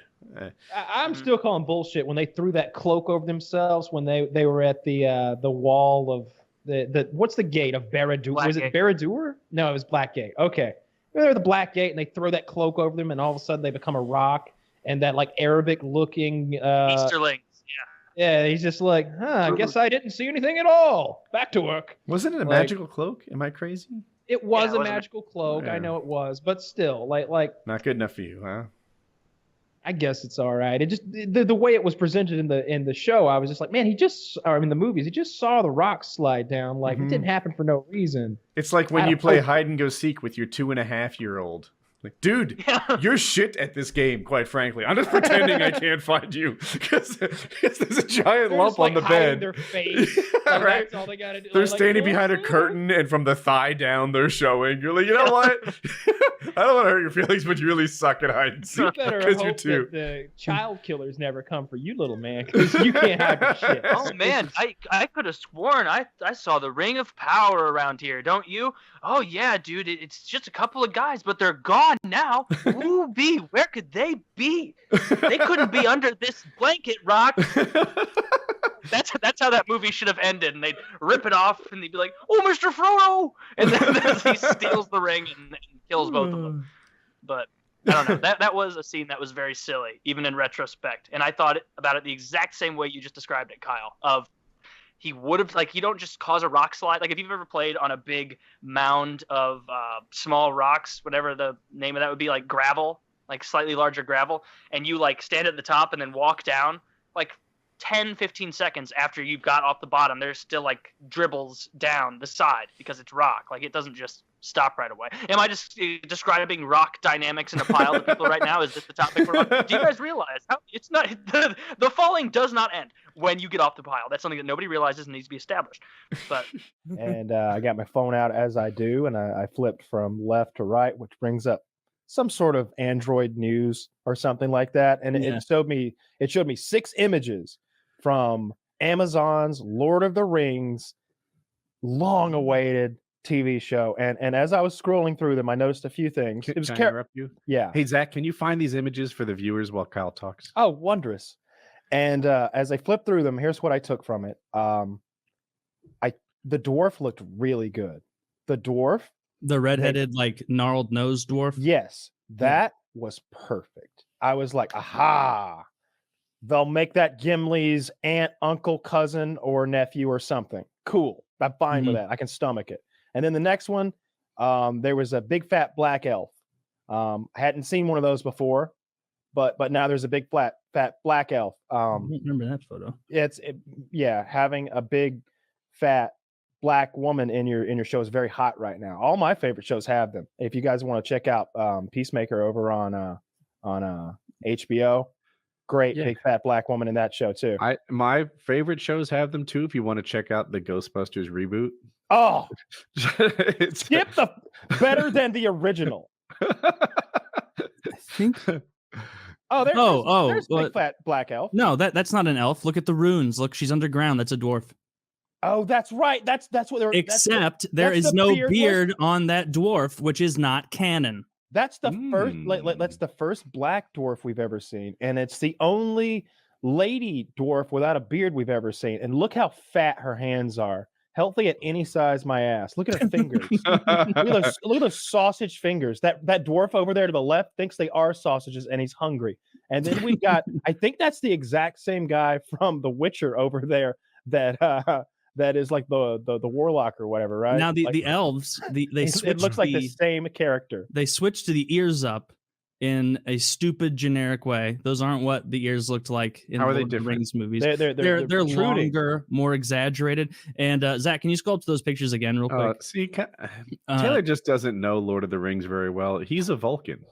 Oh, he's a Vulcan. He looks a lot like a Vulcan. And then, if you told me that was Tuvok's like great grand ancestor, I'd be down to watch that show because that makes sense. Black Vulcans make sense to me. Yeah, black elves don't. I just want to make that clear. The issue isn't that the fantasy character is black; it's that there aren't any black elves and there are black Vulcans. Yeah, there are no Vulcans or elves. Just to be clear as well. They are all made up. True, or are there? There could be. They could all be based on something. But you caught a fucking all right, sorry. Yeah, no. So these why photos, do you hate these pictures? Well, it's not these ones in the lineup. There's other ones we'll go through. There's a lot more. Show me the frat boy with the short hair. Yeah, keep going down because and like if you look at Lord of the Rings, like you rewatch the old Lord of the Rings, it's very gritty. It's very dirty. You know, people's outfits, it's not perfect hems. It's like exactly the kind of looking shit you would expect from a fantasy world based on medieval Europe. You're not getting like perfect hems and tight, magnificent outfits unless you're the elves or something. Like, but the men like that are living in the woods or the dwarves and going through the mines, like it's gritty, it's earthy, it's real. There's a passion for it. And all of these pictures are so sterile and so generic fantasy and so overproduced. It's going to be all green screen. Like I saw someone talking online today complaining about it, being like, a reason that Lord of the Rings, the initial series, was so fucking good is there were so many people who were passionate about it. Okay. Like millions of people, but the actors themselves were passionate about it. Viggo Mortensen convinced them all to sleep in tents so they would feel closer to like their environment, like they're rugged, they're fucking feeling shitty. He carried his sword around the whole time. Christopher Lee, who played Saruman, read the book Lord of the Rings every year for like 60 years, and Peter Jackson would sit there and have 10-hour conversations about it before filming started. Like, and what do you think about this? And Christopher would be like, well, I knew him and I knew what he wanted, and that's not what it would be. It would be like this. Oh, that's great. And so it's a huge passion project. and lady it was there great. looks And like- this feels generic. It feels clean. First of all, I just want to say, like, this picture looks awesome. Like, first of all, she's beautiful. Her character looks amazing. Like the armor looks great. The sword looks great. Everything about this looks cool. I just don't think it looks like. It doesn't look like Lord of the Rings. It looks like The Witcher or any other generic fantasy show. Yeah, like I think this. I want this chick to be like in The Witcher. Like, she looks awesome. Because she should be in some tattered clothing. Armor like Well, this is hard maybe to come by. look, I got no problem with that. I don't know who I'm the fuck not this character being is. an She's ass, probably the like- fucking queen of Gondor No. or some nonsense. She's got, I don't know. I see that like thing on the center of her chest. That reminds me of that Evan Star thing that or something. I don't know what that is. Taylor, does Like, that I'm thing in not the middle saying of her that. chest mean anything to you? I don't think that everybody should be dirty either. Like they wash up every now and then. I think you know what I everyone should be mean? dirty. I like Her 'em. armor is fucking sick though. Look at the elbows. Yeah, and I mean that does look pretty close to the Gondorian armor. Some of the designs do. So Well, it's a different time of period. the Like, of it the doesn't have photos. to match. So this is not actually the gallery I saw. I saw those three on top. I'm trying to find the one Hey I saw Zach, because I have a find lot out who more this photos. actress is and find out if they're in nudes. I'm changing my mind completely. I'm doing a full backspin on this thing. She's really hot. Is she Doing a that full hot? backspin. Yeah, I think so. She's. I find her attractive. She looks nice. I like. Woody, her. under the armor, she's got a lot of hair. Oh yeah. Yeah, very hairy girl. I Yeah, stand fuzzy, corrected. fuzzy, you would say. I just find her regular Hollywood pretty, like all the others. Damn, I wish I Yeah. could find the other photos from the show that were like even more witchery and just I don't know. You can tell it's going to be so fucking expensive, and I doubt it's going to feel real the way Lord of the Rings did. And that's definitely some prior bias talking, but also like it's going to be green screen shit. It's going to be an Amazon show that's pumped out. It's going to lose money. It's not going to be popular. I'm just annoyed by the black dwarf queen with no beard, if I'm being honest. But I'm going to watch the show and I hope it's Dwarf good. females are supposed to have beards. That's a thing. Why couldn't they do that? $1 billion really can't throw beards in. I really don't mind. I don't want to watch anything, but like I don't want to watch The Lord of the Rings. I don't watch Game of Thrones either. I'm mad at them all. Yeah, I know they're not going to do it. I mean, Lord of the Rings. I don't want to watch a show where it's just those writers making stuff up, like, and it has no ties to the Silmarillion, no ties to the world. Sure, am not watching a show where writers make things up. That sounds terrible. Am not gonna. You're right. I'm not gonna write. I would want them to write it from the source material, like from the Silmarillion, like putting those words on It into the always story. kills me every time. Taylor's like, they didn't buy the rights to the Silmarillion. I've never heard of. They didn't. It's outside of very this show. important. It's very important for Like, backfilling all of Next the thing lore you and know, the everything. guy's gonna have one horn instead of two, and it's just not loyal to the source The material. I'm like, Silmarillion. these things don't matter at all. It does. It does It matter for a doesn't. cohesive It universe. Just so you know, That the doesn't matter Silmarillion, either. the Silmarillion reads like a phone book. Okay, it's like that part in the Bible where it's like, and then Shep begat Mep, who begat Tep, who begat Rep, who begat. You're like, holy fucking shit, dude! How high were you during this? Like, Dude, the was he on any Silmarillion- opium or anything when he wrote that shit? The Silmarillion is sincerely not a good read because it is a like a bibliography. guy obsessed with the world he's created, being like, and here's another thing about the history of the elves, this and that, and this happened, and this guy did this, which helped trigger this in the third age, and like it. Oh, and also, and this happened with the dwarves, and this happened with the history as well, and it's just him like building out the history and This like is how the thing all that the you lore need to be ties loyal together. to? What he Yes, wants, yes, is, I want what he wants is Tolkien's something taken vision. from the mind of Tolkien, right? Yeah. Like, and what he doesn't want is for someone to be like, "Oh, I've seen Lord of the Rings before. Let me tell you my story," because that's what's happening with Star Wars Yeah. right now. It's kind of Thank you. So true. they're doing their own thing. And look, I've never liked Star Wars. I don't understand why Taylor has this thing. I believe that like, and it's not that something I believe, it's just true. There's two coins to this fun. There's sci-fi and there's fantasy. They're two sides of the same coin, right? And you seem to not give a shit about the sci-fi fan stuff and to love the fantasy stuff. But the way I look at those two things, I don't look at it as two sides of a coin. I almost look at it as like a spectrum of light that wraps around, right? Mhm. Because if you go enough sci-fi, it becomes fantasy. and you can take fantasy enough that it becomes sci-fi. Yeah. Because if you go deeply enough, then your sci-fi it gets explained by fantasy elements, and your fantasy elements start getting explained by sci-fi elements, and that's when both genres get so much better. When you start seeing what, Kyle's Dune, talents are wasted on this show. I know. And I'm not sure you could work your way to the top in Hollywood. You need to start on top. You're a high level ideas guy. I feel like high level ideas guys typically, wrote scripts and worked their way up. We need to skip that for you. I try not to have a big head about anything, because then you become a real piece of shit and hard to be around. But I have thought about writing something before. Not that I have any idea how to structure it correctly, but I'd like to put down some of the ideas that I've had before, because I think occasionally I do. We're about to get the script for bum fights. So Roscoe comes in, jet back on his back, eyes glowing red. Yeah. Hey, who saw The Hobbit? I have not gone yet. Just me? Just you. Nerds. The Hobbit was good, but dude, this book was like 140 pages or something. Like, I read The Hobbit and I liked The Hobbit, but to me it was like the prologue to The Lord of the Rings.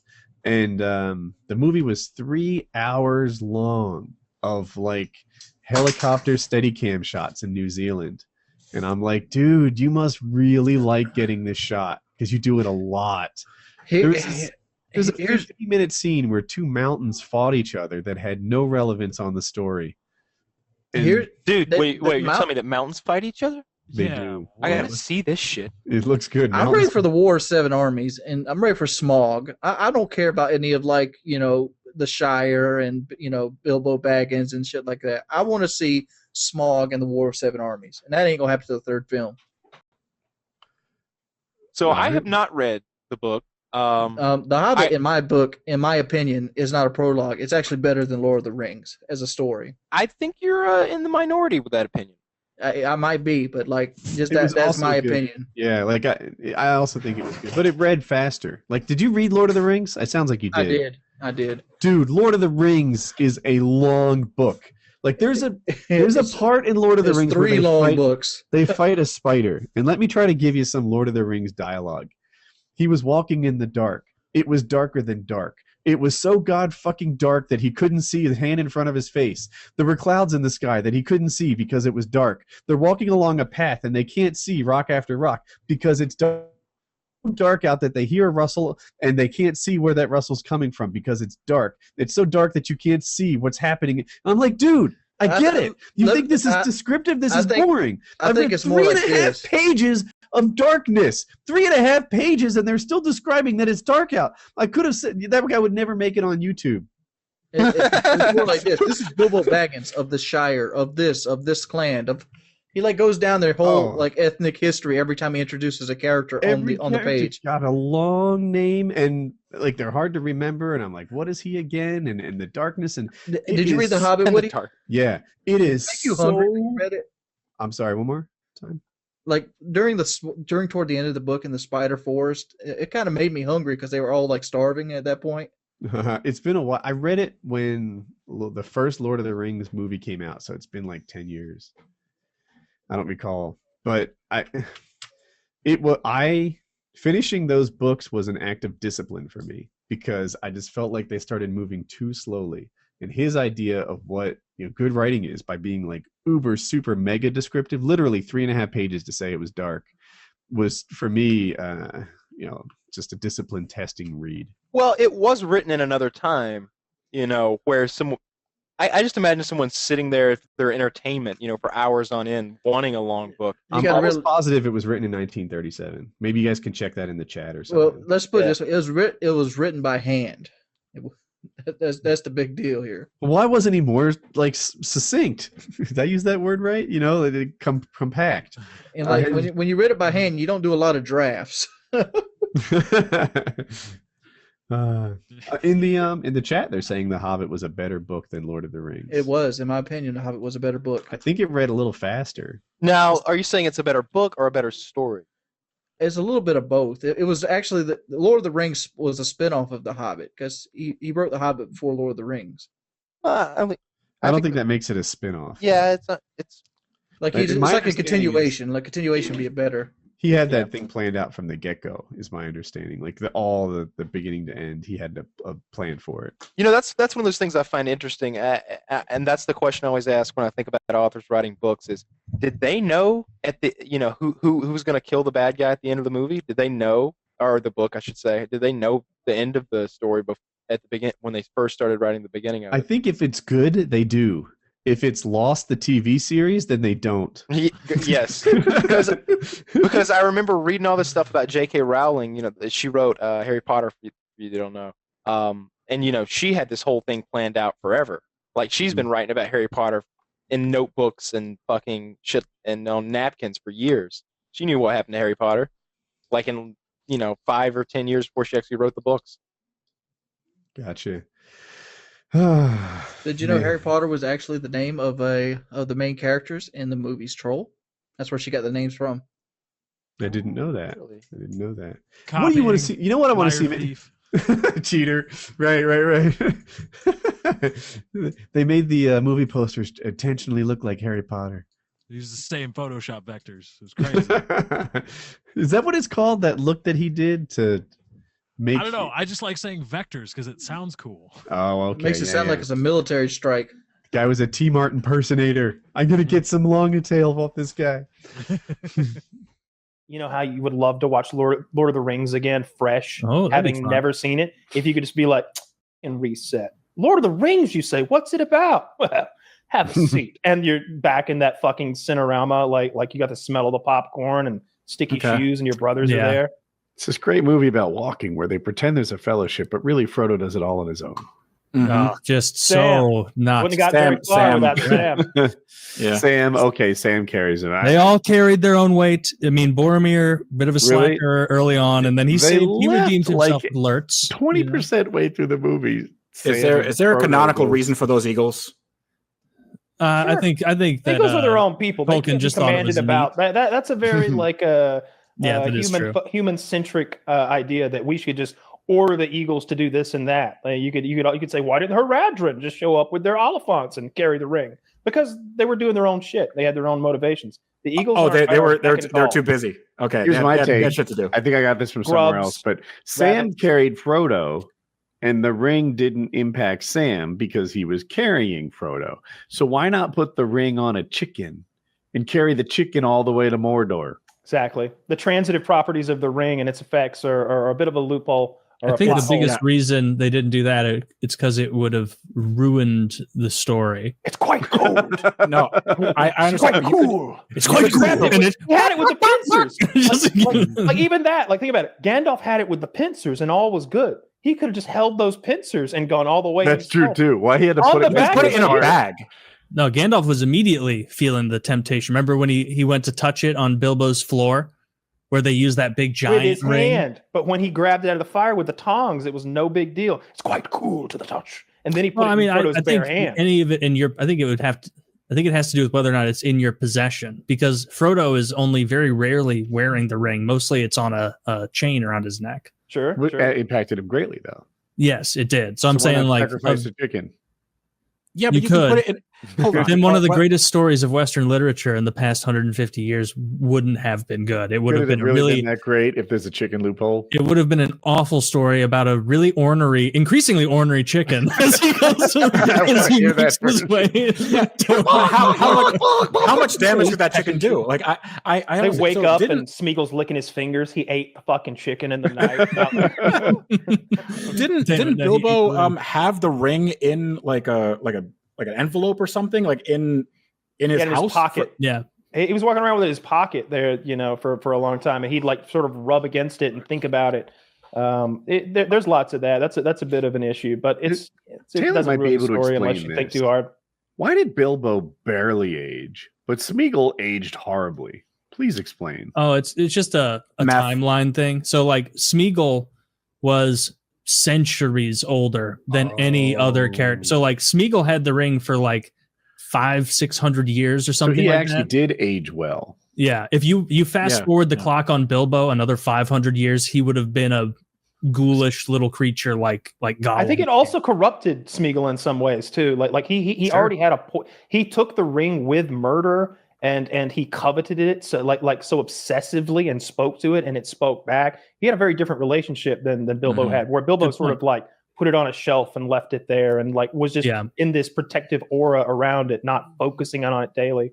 Yeah, Smeagol indulged it, and that was a big thing that he offered no pushback. He loved it. He was the second he saw so it. much so that the ring felt that Smeagol was a little too touchy-feely and left him and like rolled out of the cave. Yeah, well, it's because the ring was trying to get back to Sauron, and it's like, holy shit! 580 years I've been in this cave with this lunatic eating raw fish. Introvert found him singing to himself. We gotta get out. We gotta bounce. We gotta get out of here. Maybe someone there's no one more insane than this on Earth, so I can only upgrade by anyone else finding me. So if you got the ring in a box, or you encased it in rock, and then you just gave it to one of the eagles, I mean, this thing is solved in an afternoon, right? Oh, a few days for sure. If the eagle would carry it, although then they have to do with the fell riders. They'd have to kill the Nazgul. The first. Nazgul are going to be patrolling because the Nazgul are going to fuck those eagles up. They're going to be at Minas Morgul or whatever, like in that. How would the Nazgul find the eagles? They didn't. How they got the airspace covered. The dragons, like Soviet the dragons S-300 missile defense systems, is what I mean. Yeah.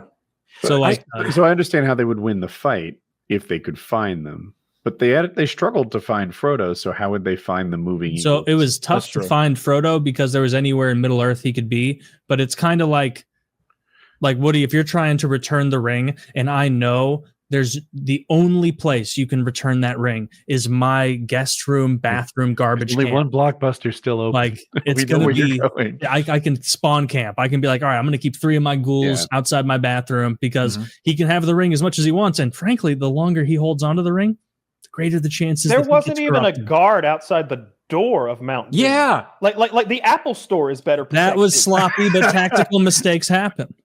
Uh-huh. Yeah, HOA has more like balls to it. Like they just strode in there, and not strongly, by the way. They were they crawled through the door. If you could have had Igor, the one-eyed bald orc, who you always leave in the back, and he could have stomped out fucking Sam and Frodo up there at the end. They were all Smeagol almost defeated them. One orc would have taken him out, or like a locked door. Locked door would have done done it. it. Need an orc, just throw a big old bar behind it, locked door. Just a tall door handle. They can't reach. Even I love the implications of door. this. That's another solution. But what if one gets on the other shoulders, Kyle? It'd have to be a very tall door. Then. You got me. Or just have a troll, you chain a troll to that front door. It's like, bitch, you're not getting past that. So what if to get past the door, they had some lock and load? Oh, if they had some lock and load, they could blast their way through. That's right. I have a question. Same thing, the Patreon question. For Taylor. Why are you taking shit on Rings of Power when you haven't seen a single episode? Yes, I pronounced all that right. It's spelled like... Damn, couldn't take the time to say talking shit on it. Nope. There's no has he missed the many times I've addressed this? I've said from the beginning, before the show even came out, the second I found out the Silmarillion and the real true Tolkien-esque lore was not going to be involved, I lost interest.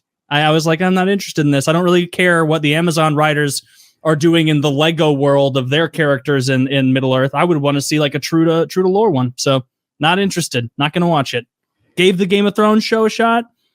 Very meh, very fine. Fine is how I would describe the Game of Thrones show. It sure is TV. Fine. It's not. It sure is TV. I want to see that in the Rotten Tomatoes quote. Yeah, definitely. Now this, my friends, is television, and that's your review.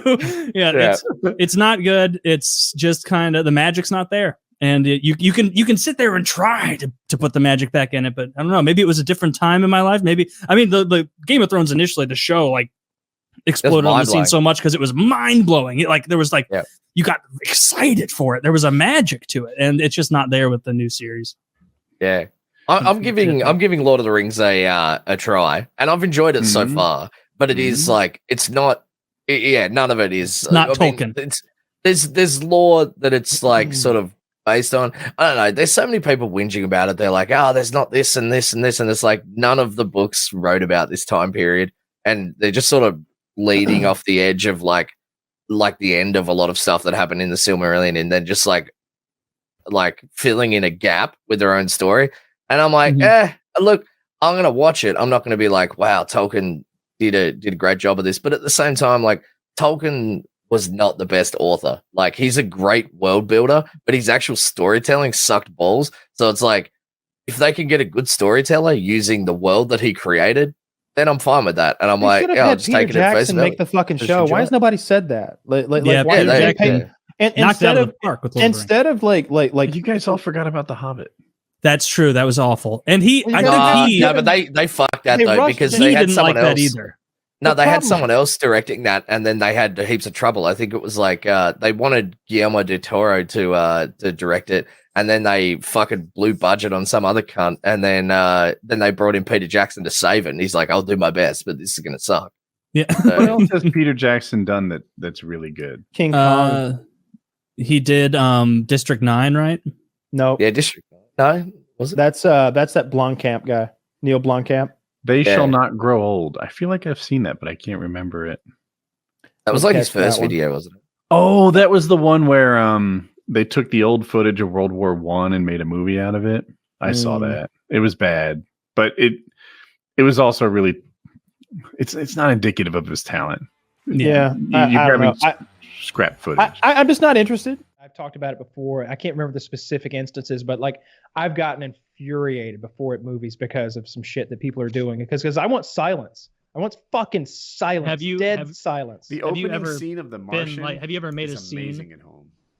Go on. Have you ever made a scene, Kyle, by like speaking up and stopping someone from No. being never? Someone spoke up and stopped us one time when we were watching Return of the King, Lord of the Rings: Return of the King, and there was no dialogue on the screen. It was the scene where they're marching on Minas Tirith, the armies of Saruman or Sauron. And those big cave trolls are out there, and they've got drums. You remember this? They're beating on those gigantic war drums.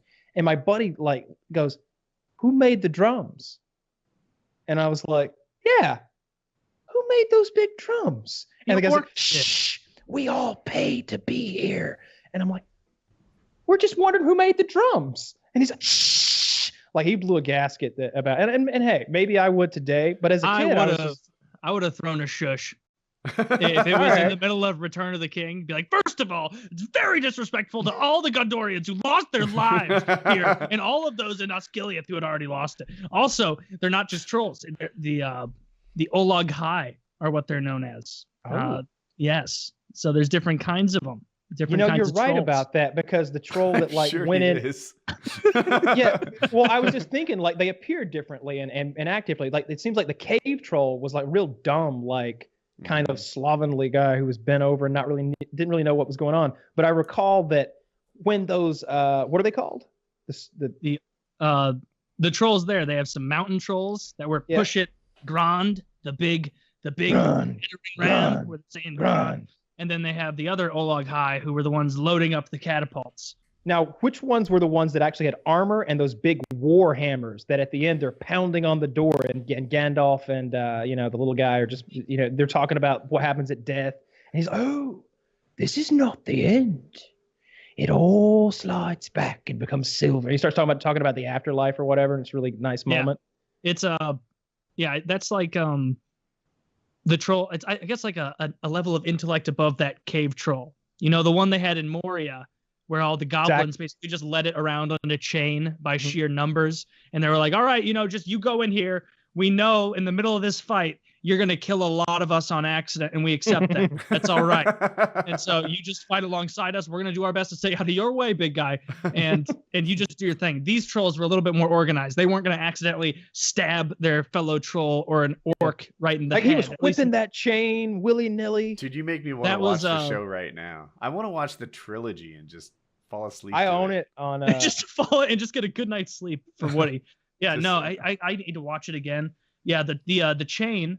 Actually, fun fact, if you're me, for no one else is this fun, in the Lord of the Rings trading card game, the minion, the cave troll, you could equip it with a chain and a cudgel to make it stronger. So there you go. Yes, the cave troll's cudgel, which is just a big stick they found in the mines, and then they gave it to him. As far as I can tell, a stick in the mines. There's no trees in the mines. Timbers. Oh, I don't know, just some scaffolding. Something that fell down when they destroyed different parts of the mines. You know, they had like crazy scaffolding built. Remember? They did, yes. Yeah. It was part of that. They delved far too deep, and they call it a mine. A mine. You know. Yeah, my cousin Balin will give us a royal welcome. And then he goes in and he sees all the dwarf heads with arrows in it, and no. Why is that so funny to you? Because I could stay in that. I could dictate to you the rest of not just that movie, but the entire series from that point. Be like, all right. First, what happens is they all get in line and they start to march up into the mines of Moria. Give it a couple minutes. They come across the fork in the road. They have a little discussion. Gandalf says, you know, I need to take a seat here, really think about it, really mull this over. You know, Frodo comes up and he goes, you know, Gollum's been following us. And he goes, yes, for 3 days. And then they know that he's been following for 3 days. Gandalf doesn't mind. I won't go through the entire series. Frodo wants to kill him, but Gandalf explains, you know, that you know, Bilbo could have killed him.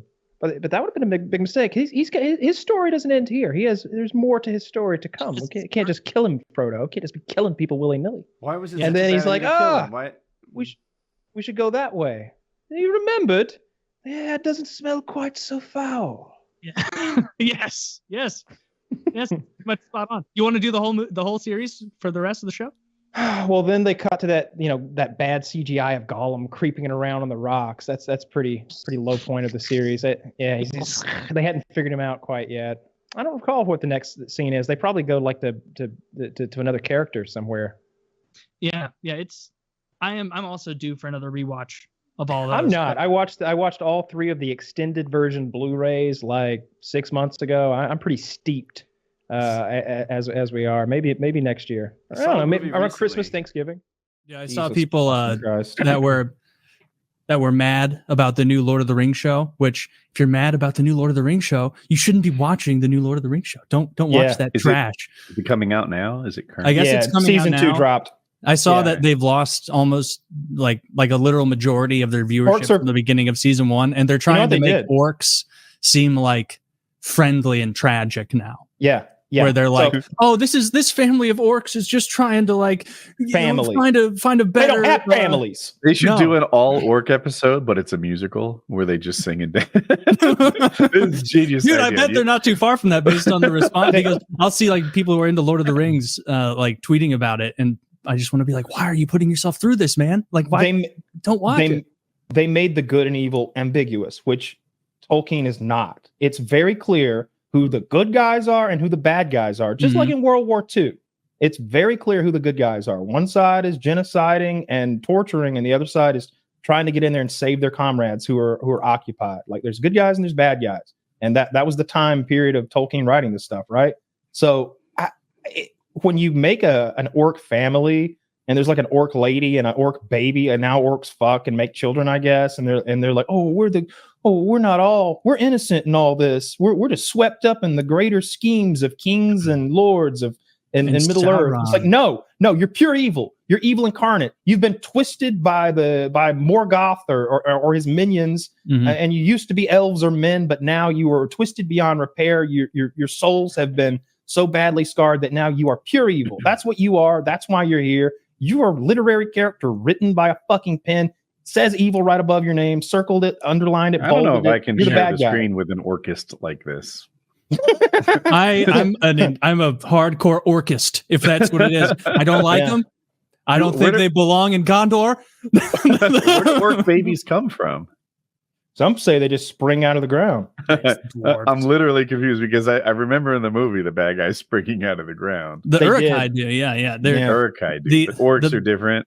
Yeah, the orcs are kind of a seedy history with them that you don't really know as much about their. He's society. Not too specific not really about society. Like basically, the orcs are just evil. Kyle's right. Like there is a a good and evil that's not ambiguous in the Lord of the Rings world. And a lot of the mechanics operate on that. And so if you suddenly make it that, oh, these orcs in Mordor, they're not like evil savages looking to, conquer the world of men and make it like the time of the orcs and all that. Like, oh no, they're just misunderstood. It's like, well, then that casts a negative light on the humans who are trying to fight back against them. And it's like, no, that's not the way it is. Like the humans, the elves, the dwarves, like these are the forces of good, although they do have problems within them. And Mordor, Sauron, Morgoth, whatever, like that is the force of evil. And you can't upend that without throwing the whole world into a mix that doesn't make sense. It's not congruent anymore with the lore. I prefer it when my evil's a little good. Or at least their points make some sense. There's enough of that though. Like there's so much of that, and it's like we don't need any more. Oh, this guy's bad, but he's also kind of cool and clever. It's like, yeah, in this world, the orcs are bad. Sauron's bad. Morgoth does not have redeeming parts. I to can't him. jump into there's enough of that argument. There's enough of clear cut good and evil as well. Where? Mostly exist in children's shows. Oh, well, okay, but that's fair. But all of our media, like adult media, and is about ambiguous characters now, and it has been for like I don't, years or so, 15, maybe 20 years. I don't know when it started, but the anti-hero, maybe it started in 1999 with Tony fucking Soprano. And maybe it did start there. I was going to say it's inherently bad. Like it's not that one structure is like the winner and one's the loser, and like you should always have it be unambiguous or always have it be ambiguous. It matters like what is the structure of the world and what makes sense within the context of that world. And in the Lord of the Rings world, there is an ultimate good and an ultimate evil.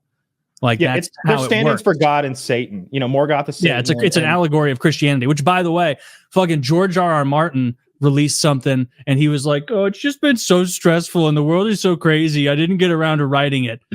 Tolkien wrote Lord of the Rings during World War II.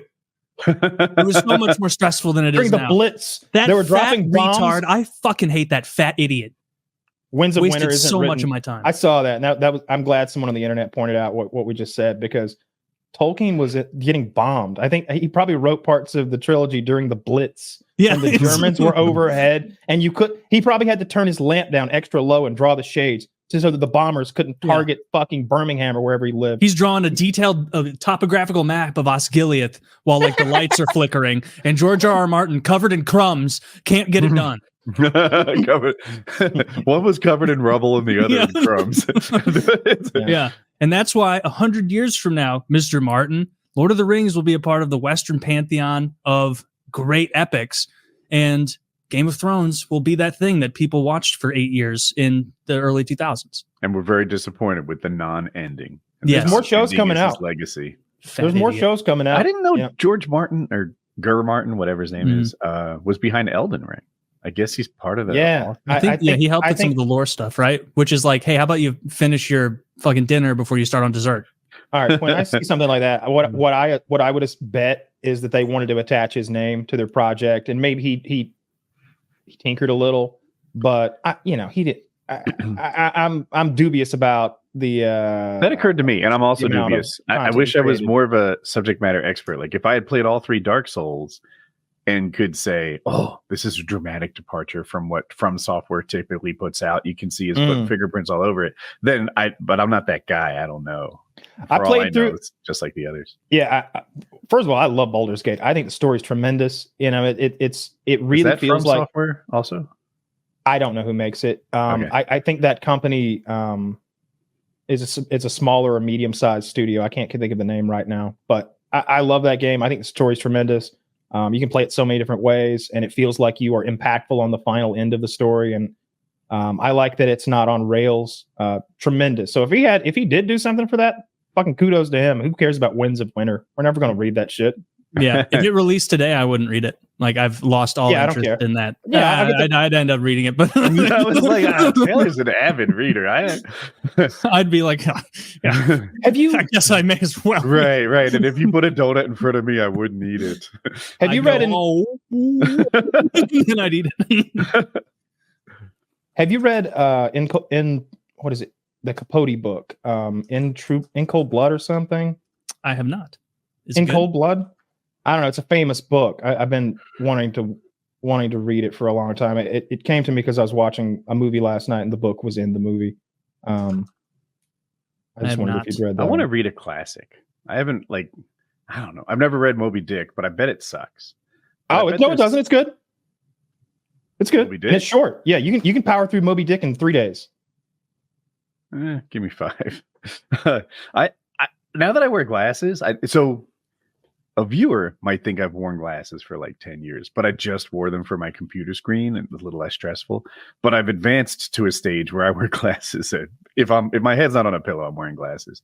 And it's like, I think I would have been more of a lifelong reader had I been a glasses wearer the whole way through. And I don't know, like, is Citizen Kane any good? I haven't read that. I don't want to read that. I think In Cold Blood it's about some murders, and then I think Capote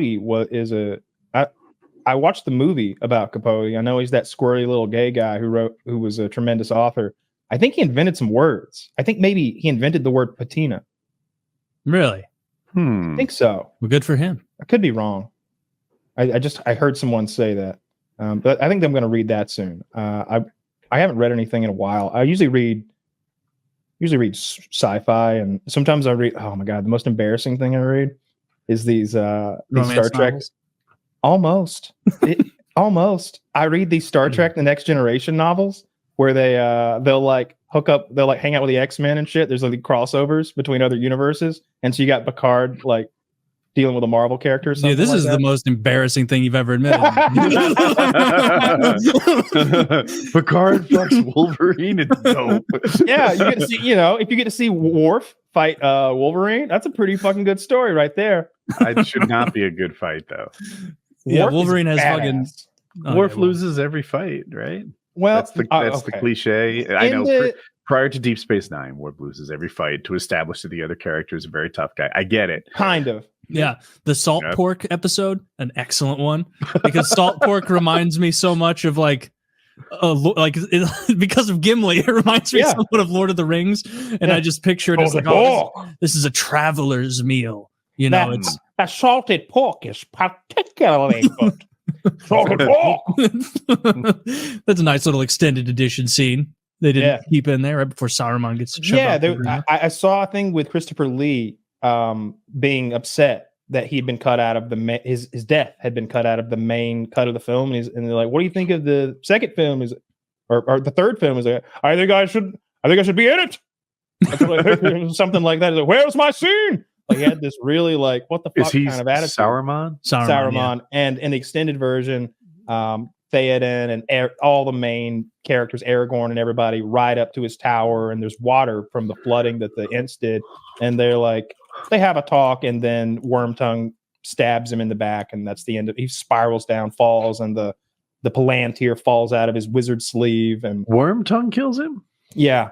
Yeah, because he like talked shit to. They're like up on the tower, and he's like said some mean ass shit to Wormtongue. I can't remember what he said, but he's like fucking bitch, and like pimp slapped him, and then turned his back to him. And Wormtongue is like gets the knife out. I'm like, fuck you, dude. Stabs him. Yeah. How's he die in the book, Taylor? He doesn't die in the book until like very late after the Scourge of the Shire.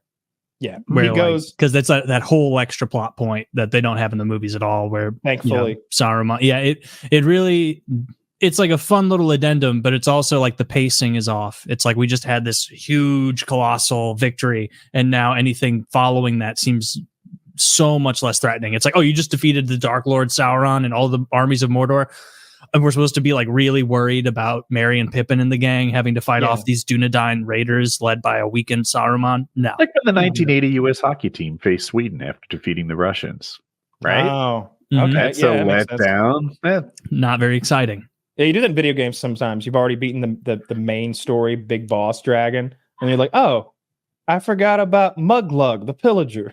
Hey, buddy, you still harassing that fishing village? Well, my sword's on fire. Oh yeah, that's what it's like when I do all the side quests in Skyrim, and I'm wearing the fucking wizard's cloaks, and I'm the king of the Thieves Guild. I'm the best assassin in the land. I've killed kings, queens, princes, dragons, and I show up in Whiterun, and he's like, "My name is Jarl Balgruuf. who are you, you strange? And it's like, did you not see the way I paralyzed everyone in your guard on the way in? Did you not see that? Word? Yeah. And then I let you arrest me. I didn't have to do that. I could have done what I did the first time I played Skyrim, where I fought some guard at Whiterun, and before you know it, you kill so many people that now you can't complete quests there because they're so upset at you. It's even more ridiculous because in the dialogue options, it cuts back and forth between your character's faces and then puts the buttons at the bottom, and it's like this goofball. It's like, how dare you stand before me?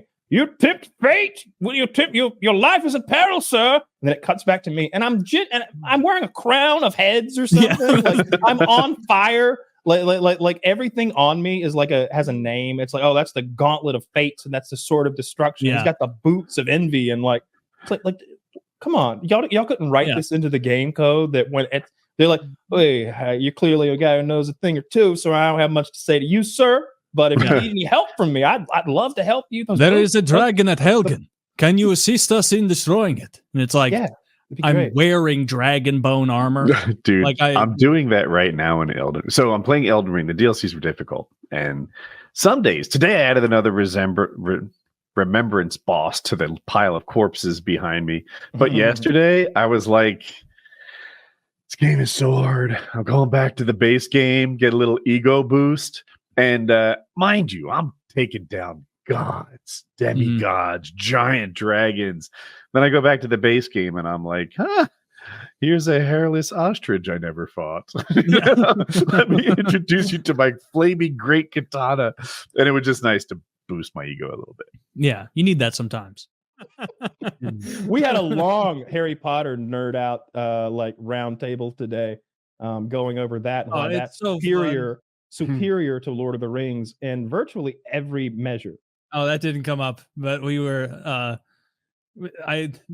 when Chiz and Kyle in the group chat WhatsApp are like talking about something nerdy, like Harry Potter, like trying to make an argument about it. I get so much like self entertainment out of just being like obstinate about it.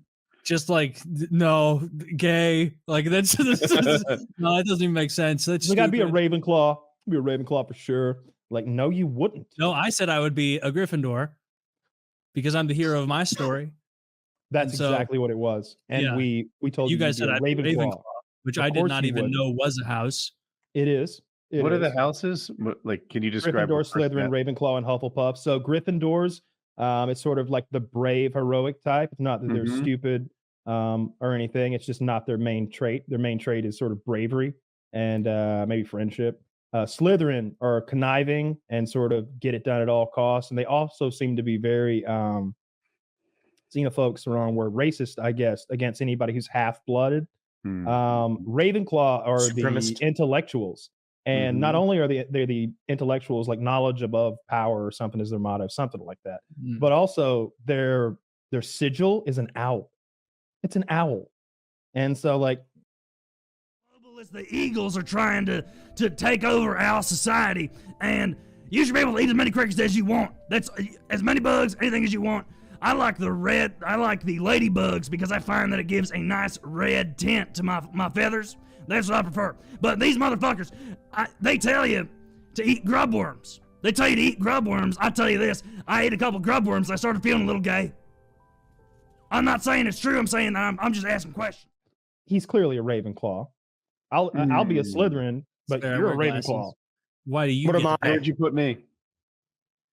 You're Hufflepuff, motherfucker. What's Hufflepuff do? I don't do shit. They just garden mostly. I do know. I hate that. I hate that. They're nurturing. They're defendable. I don't know what fucking house you'd be. The Hufflepuff or the lame house, though. I was just joking around. They're by far the lamest house. They're usually a little chubby cheeked. They're usually a little slow witted, and they're usually like kind of useless. They usually specialize in things that sound lame, like herbology. Yeah, they're safekeeping. I know, right? Like, I can see it a little bit. Yeah, no, I think all of you guys are, and me, I'm also a Gryffindor. We can all be Gryffindor. It's made That's up. the one I'd aspire to be in. I don't know. It's not real. You don't get to choose the sorting hat. Oh, boisterous. Well, you Wow. can still aspire, and I think you can deny what the Sorting Hat chooses. No, fucking well, that only loser, happened in man. one scenario, and that's because the Slytherin Horcrux, aka Harry Potter, was giving out these dual Gryffindor Slytherin vibes. But Harry, the conscious part of him and all that makes him great, is all Gryffindor. There just happens to be a Slytherin stain on him from Voldemort. Zach, pull up the graph again. We're gonna see if Kyle meets the lofty standard of Slytherin. Slytherin. Warm, neutral, and cool. What is confident, natural leader, successful, charming, shrewd? These aren't bad guys. Follow their own path. Big on cost benefit analysis. Knows how to take care of people. Ah, yeah. Knows how to take care of people. A lot of calculating, apathetic, authoritative, manipulative. See, yeah, that you can see they're trying to make them bad, but they sound cool. Hufflepuff barely even looked at their column. Lame. Well-rounded, down to earth. Eye for an eye. Whoa, where's that come from? Old Testament. Yeah, a little Old Testament. They're a little Abrahamic, yeah. Ravenclaw, wise, observer, witty, inquisitive, loquacious. Ooh, nice vocab word. Nah, bro, I'm Gryffindor. Okay. Okay. Loud, boisterous, reckless. We'll see what the Sorting Hats has to say about all this. Did you see that the meme I sent of the Sorting Hat? Yes, the old I did. 4chan where it just shows a picture of the Sorting Hat and it says male. Because she doesn't like trans stuff. Yeah, she doesn't at all. No, she doesn't. There's Ask some her about notable anything. quotes in there that are like real transpositive though, if you like view them through that lens that they like to throw back at, or something about it doesn't matter what you're born as, it's what you aspire to become, or something like that. And then they love she'd be throwing like, that one at 'em. it's because I was writing about a magic fantasy world. The next line is cast the wizard spell. like it's Did you ever see that other meme where it's like it shows a still of that troll from the first movie that like barges into the girls' room? yeah. And it's like it's like, wow, the goblin bankers, real subtle. Oh, a giant troll barging into the girls' room, real subtle, JK. Like I don't get the troll reference. because she doesn't like the trans bathroom stuff, so she'd portray them in a negative way. Yeah. Okay. Yeah, So she's the like the troll's a world's trans most famous TERF. She's a trans exclusive radical feminist. So not down with the trans stuff and very vocal about it. And I think there's some libel laws or something over there that allow her to really sue people whenever they say the wrong thing about her. And she's pretty litigious about that sort of thing. Yeah, she got Harry Potter money. Why not? She's got that Harry Potter money. It's a lot of money. She's a multi-billionaire, right? At least 1 billion. It's more than Lord of the Rings. Like I think I looked it up. It has to be because for sure it's more movies in general and the books. Like I know Lord of the Rings, the book sold, but not like her 7 books did. I thought it might be second to the Bible or something. Like she sold a lot of copies of Harry Potter. And then the Fantastic Beasts and Where to Find Them stuff and all that. I didn't know she wrote that. Oh Yeah. wait, no, you told me. Yeah, The those are pretty Fantastic good. Beasts and Where to Fuck Them. Yeah. It says she's worth $1 billion on the internet, for whatever that's worth. Yeah, there's your self-made lady billionaire. Female billionaire. They're unicorns. Good for That's her. the one. Yeah. Her and Oprah, right? Like her and Oprah. I can't think of any Mhm. more unless it's an actress or maybe Rihanna or somebody like that I'm not aware of. Oh, Taylor Swift.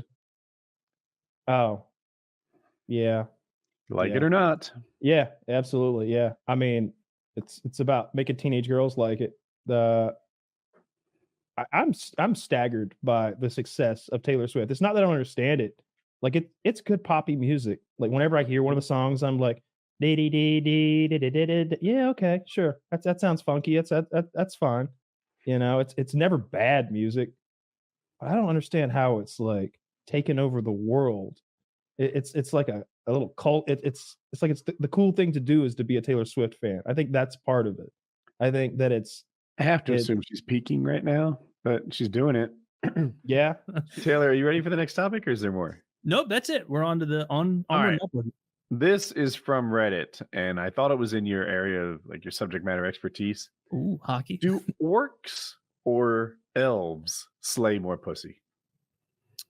Oh, elves. Dude, I was gonna say elves all day. Really? Yeah, 100% yeah. elves. Yeah, You don't orcs think there's are so just consumed. wild sex parties going on in the and pristine proper elves over there not getting it done? No, Are the there only even thing girls? That what? Are there even orc girls? Aren't they made? Or that's Urukai I'm thinking of. So Urukai are made. Orcs Yeah. are. They were originally corrupted elves. Got you.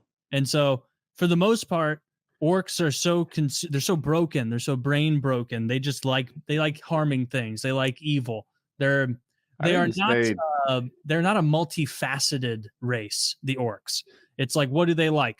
Harming other orcs and harming anything but an orc just as much, just for the sake of it. They're evil incarnate, which is why they're a good servant for Sauron. And so I don't even think they could stop their hatred of humanity long enough to get that orgy. No orc orgies going down. Not really. No, the elves also I don't think are fucking that much because they live for an eternity, and so there would be way more of them.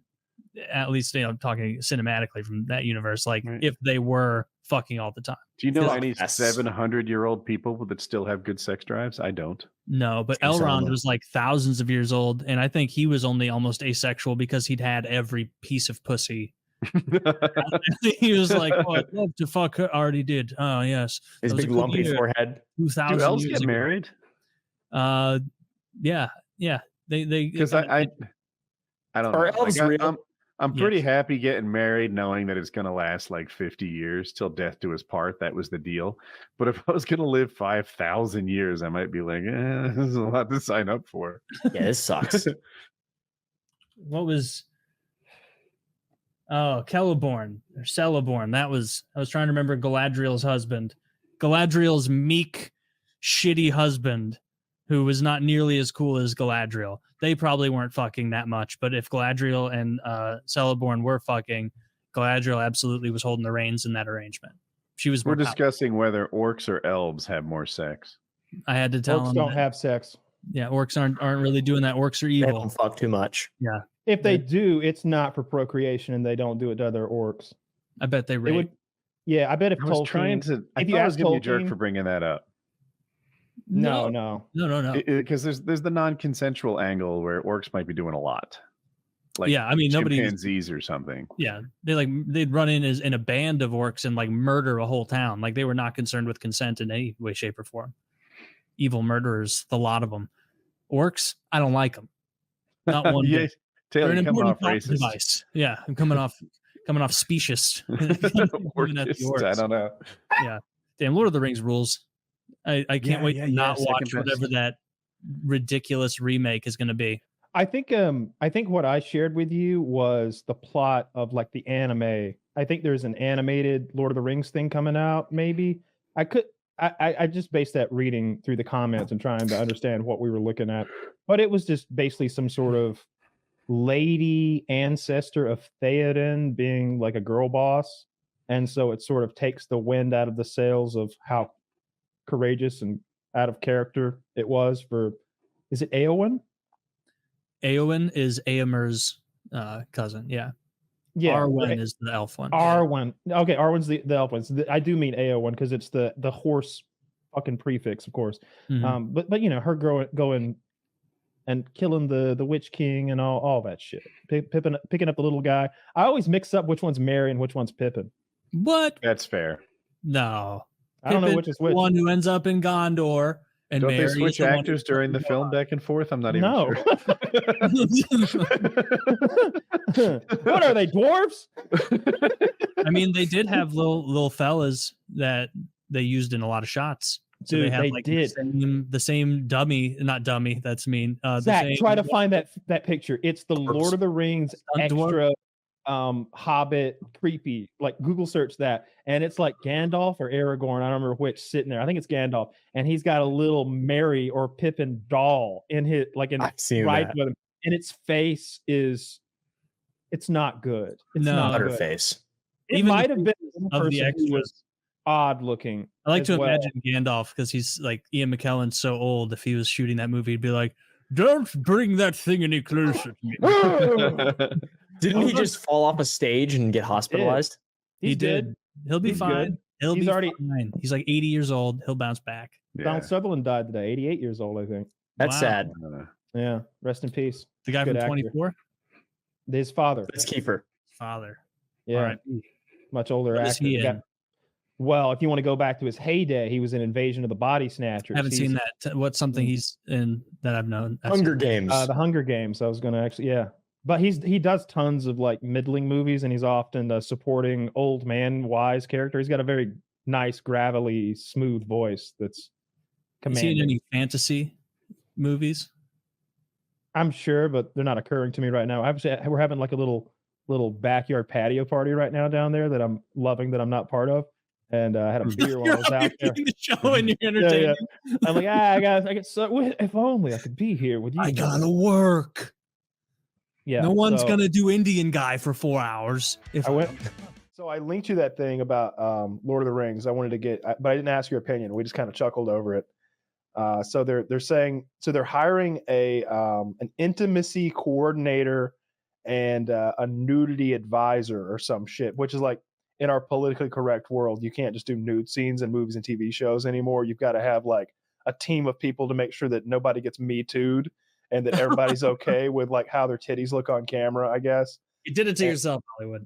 You did it to yourself. And but they're hiring these people for the new Amazon Lord of the Rings show, which strongly suggests that there's going to be some titties in Game of Thrones and Lord of the Rings. Yeah. That's interesting. And I sent you that meme, and it's Sam like over his pot of like rabbit, his brace of conies, Yeah. and he's going, "What we need is a few good titties." Few good titties. Boil them up, mash them. Stick them in a stew. Stick them in a stew.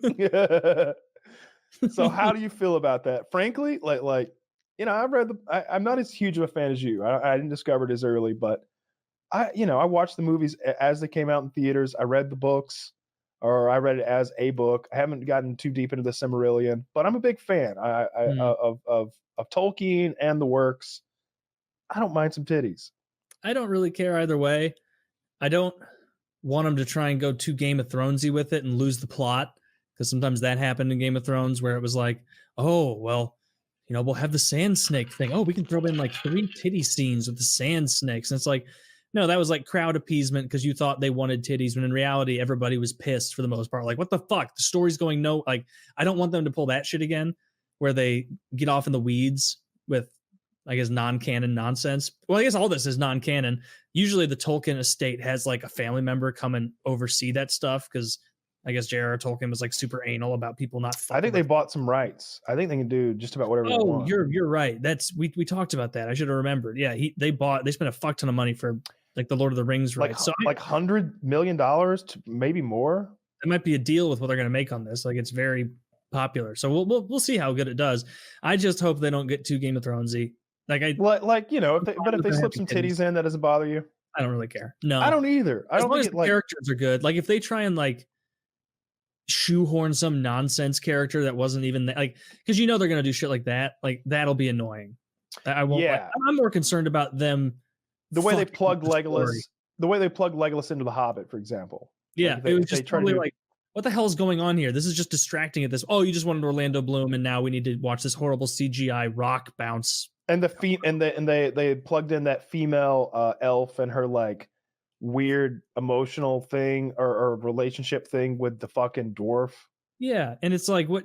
You're not even in the book. Who are you? Yeah, they just made up a character. I didn't like that one bit. Like, hot elf number 2. That's basically the character it was. Yeah, So, it's hot yeah, elf number 2. I'm hoping that they don't fuck up. We couldn't get Liv Tyler, so we've got hot elf number 2, and she's gonna have the hots for a 3-foot tall hairy man. Yes. Well, we checked out Liv Tyler. Turns out she's 51 now. So we're gonna back off that and go with this person. Yeah. She's probably deep in her 40s at least. I mean, Lord of the Rings came out what? Started in 2001. 2000. Yeah. So 20 years, almost 20 plus years. Yeah. Even that's one show. Even if it is ass, I'm gonna sit down and it'll have to be like really fucking terrible and it bother me for me to not watch the Lord of the Rings series coming out. Yeah. We're talking about the nudity in the Lord of the Rings series. Yeah, we There's agreed supposed that like to be a little, right? we don't care. Yeah. Yeah, that's what we're discussing. And I think Taylor and I both came down that we don't mind the nudity. What I really don't like is when they shoehorn characters in. I don't like I dislike fake girl power. I dislike fake boy power. And I don't like I don't want any I don't want any LGBTQ characters in this show. Is that wrong? I don't want any black characters either. I'm There less weren't any. sensitive to the whole yeah, if you're going LGBT. I don't have any problem with black characters. I can imagine them existing. But they didn't. Nudity is a plus. I can't imagine it because Tolkien didn't. Tolkien did not imagine it. You're right. He based it on like old European civilization stuff, and so that's why there weren't like black characters in Lord of the Rings, because it was like more of a I'm going to take this region here and like if it was in a fantasy, like that kind of shit. But they're going to expand on the canon, right? Like this thing's. I don't know. I think it's kind of up in the air what they're going to do. You hope hopefully. not. I mean, there's a lot of canon to work with that they can use. Yeah, they haven't run out of story. They've got like so much canon to work with. I just hope they don't. Look, saying that titties are anti-Tolkien doesn't make any sense to me. There's female character. Did you ever see the original illustrations of what Arwen looked like when she's fucking doing battle with the Witch King? Yeah, it's very sexual. She's wearing like a thong dress. Mm-hmm. I remember I saw this Reddit comment and they're like, they said something about like how the Witch King would have heard her coming with them things clapping. Yeah. What's her name? It's Arwen. How do you spell Right? that? ARWEN. Yeah. Just wait, no, you're thinking of AON. EOWYN. AON, yeah, because it's the Latin for horse prefix. How do you spell it? Everybody's AO. EOWYN. Yeah, Eowyn. Sister of Eomer, son of Theoden. She's got like this big old ass, and she's wearing a dress that's basically a thong. So that like the dress comes above her ass, but there's a strip that hangs over her ass crack. And she's like doing battle with the Witch King dressed like that. It's like, who are you fooling on the ride here? Like there had to be some point where we weren't on our horses. Like if there's like what I don't want is like a scene where it's like, Gimli, you've arrived, and he's like, and I brought my wacky friend Gunter, and it's like, oh no, don't bring Gunter along. This is life partner Klung Chong. And Klung Chong always has a witty take. It's like, I don't know if I fucking Actually, that what Taylor just mentioned bothers me. So like Avengers, I won't spend a lot of time, we'll go back, but they had like a 2.5 hour movie and maybe 45 seconds of like a girl power scene they shoehorned in there. I can get past that. Like that doesn't ruin the movie. It was lame though. Sure, but there's 45 seconds of lameness in a whole Taylor, lot. they have this moment in the movie where like all the female characters have somehow like gotten together. Like first of all, there's a massive battle going on. Literally every character from all 27 prior movies has shown up. Are all the men already fighting? Everyone is already men and fighting. women, they're all fighting. They are fighting like a dozen drop ships full of an alien race of destructors. And the women are powerful, right? This is superhero stuff. Women, it's fine for them to be. Yeah. Fucking Pepper Potts is there. She hasn't done shit since Iron Man 3 back in 2000. I thought she worked in administration. She has an Iron Man costume. She dug up her Iron Man costume, which shouldn't by any means still exist, by the way, because he blew them all up at the end of 3. Where they build her a new one in the interim? I don't think so. Yeah, but they built her one for this. Her and the Pegasus bitch and like Ant Woman Wasp, that's her name. Like they're all just like, we're here, pussy power. Like at this moment, they're all like shoulder to shoulder with Scarlet like not Witch, a cock Captain in sight. Marvel. Yeah, that's just me. I don't know, but yeah, I love boobies. They make every show better, and I'm down to see it. Do we know when it comes out? No, I think it got pushed back again. Yeah, so. I'm guessing, next fall, maybe even the fall after. It's gonna be a while. Did you? But hope they take their time. Yeah, take your time. I'm not in a rush. You know, you paid $100 million just for the rights, I think. So do your thing, whatever. Just make it good. Yeah, I don't mind about titties. I just don't like. I hate shit being like fucking super politically correct and like it's just not making sense. You know, they just added like really shoehorn stuff in, and it feels ham-handed, not I organic. know they just added a transsexual and like an asexual character to Star Trek, and I'm just like asexual. They've already had robots.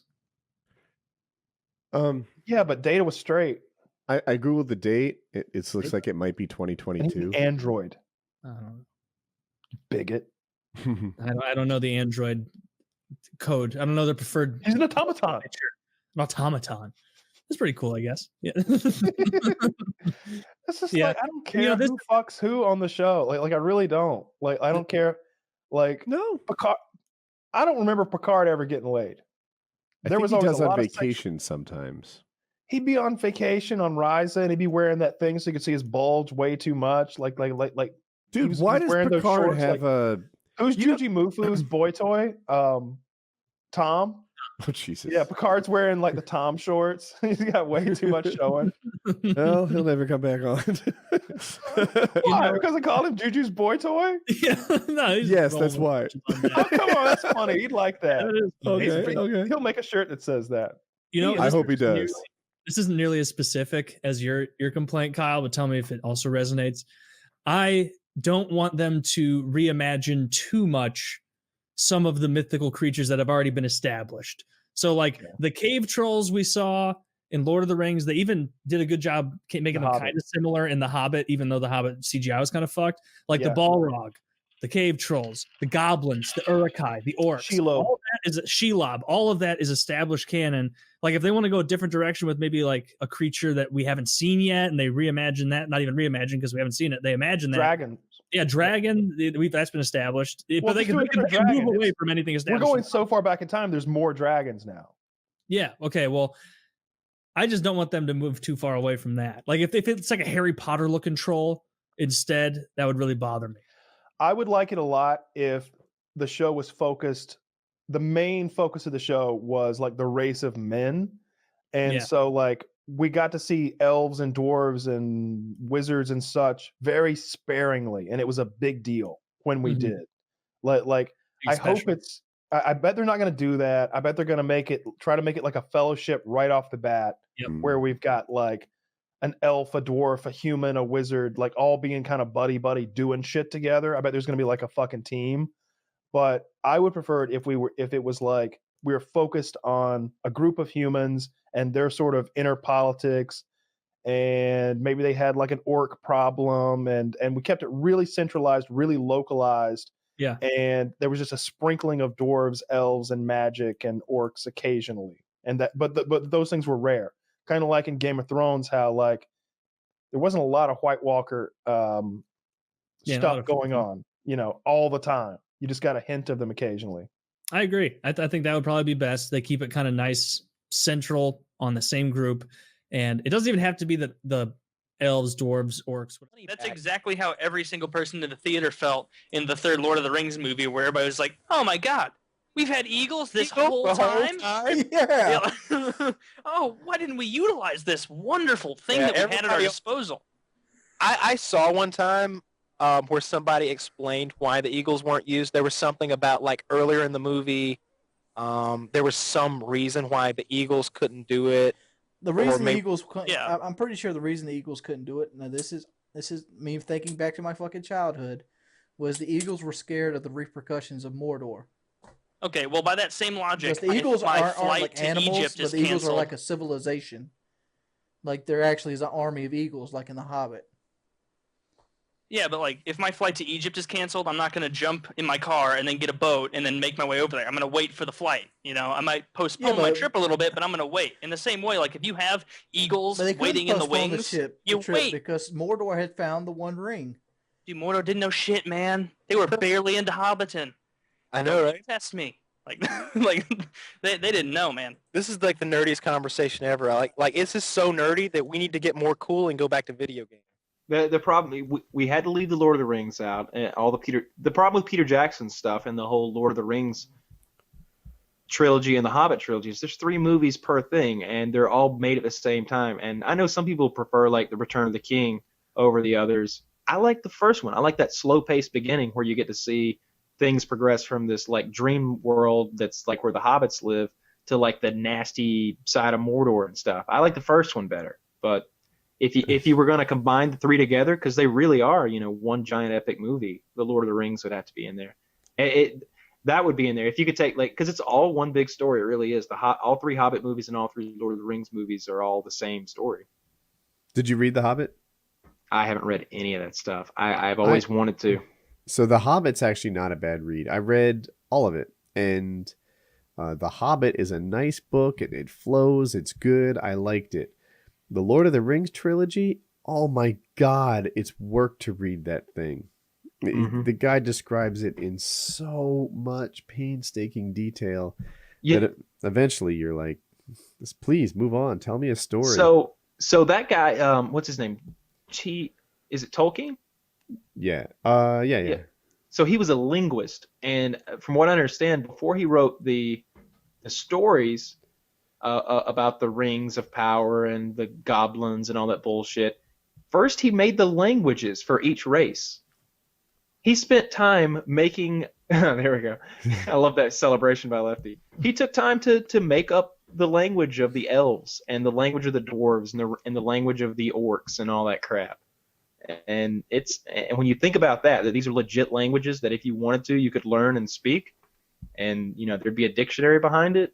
It's pretty amazing. Yeah. But he stays with that kind of detail throughout. Like how many wands there were and how many wizards, and it was this age and that age, and it drones on. I've read excerpts, but I've never cracked the book. The like gravel they're walking on in 2 pages of like gravel description, gravel talk. and like he'll describe that it's darker than dark, so dark you can't see your hand, so dark there's no moonlight, dark, and I'm like, I fucking get it, it's pitch black, move on. For me it's a slow book to read, but that's just me. Yeah. But those are great stories, but like you can't count it as one movie, I guess. If you could, I would.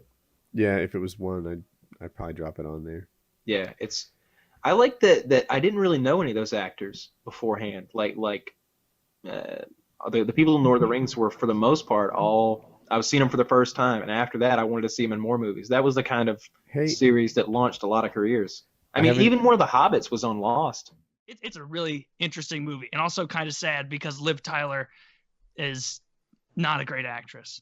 No, she's not, unfortunately. I think they blew their budget on Kevin Bacon. Like, he's like $2 million, and the budget's like 2.5. Liv Tyler is not a great actress. We got Arwen. Has she been in anything since that? No, not really.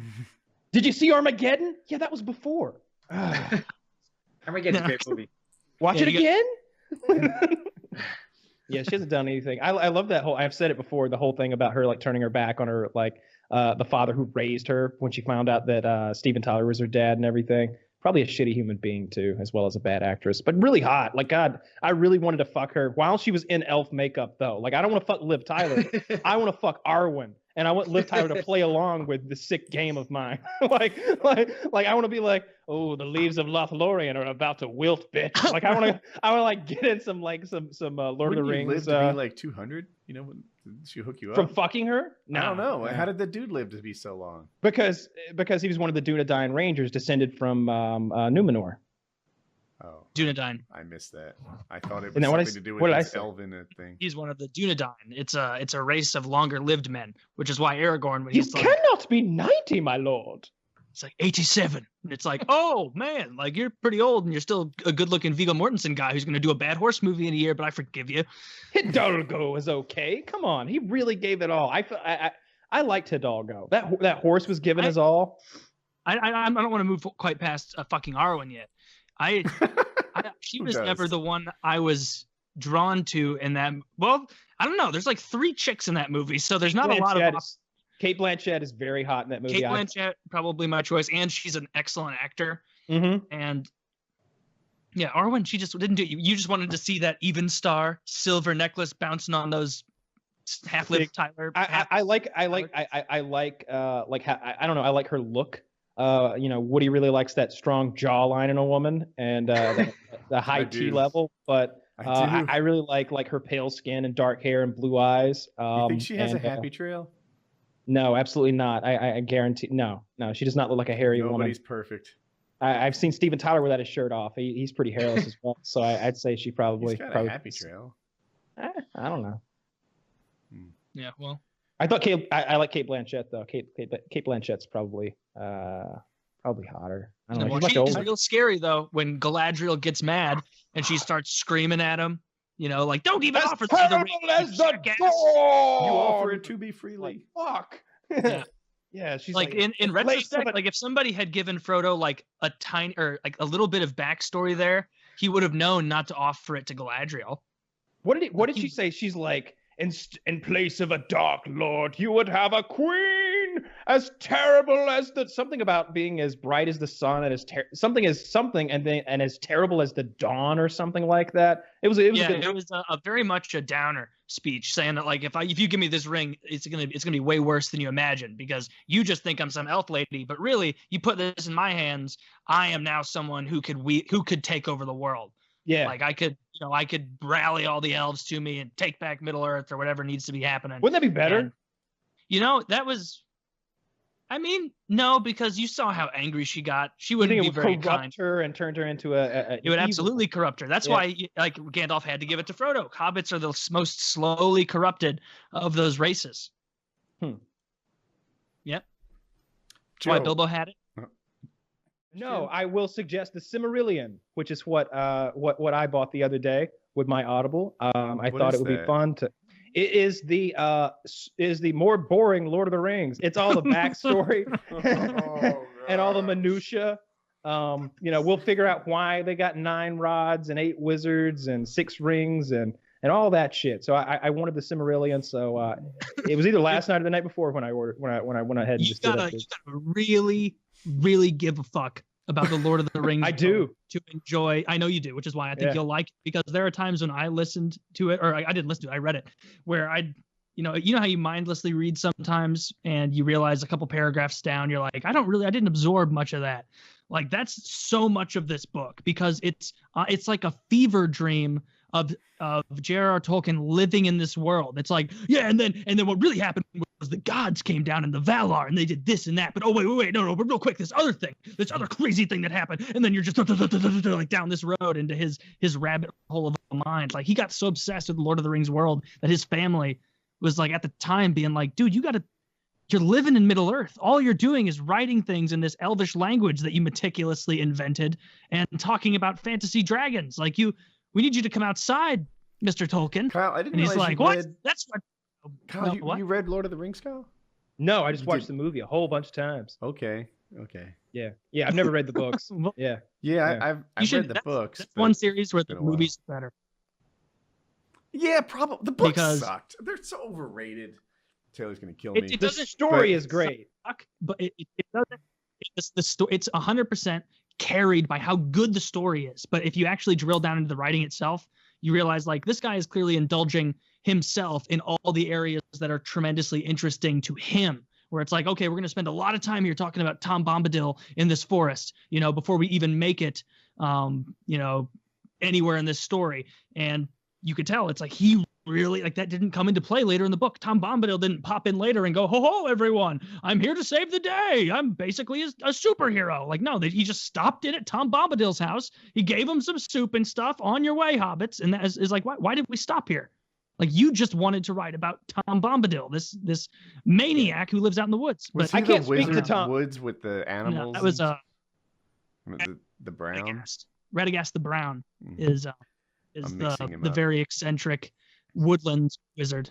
So if you're the point at hand here is that you go to audible.com/PKA and the Silmarillion would be a good one to start with if you're a big Lord of the Rings fan like we are around here. Get all the nitty-gritty details. Lord of the Rings and give it a go. You might like it. I bet listening to it's better than reading it.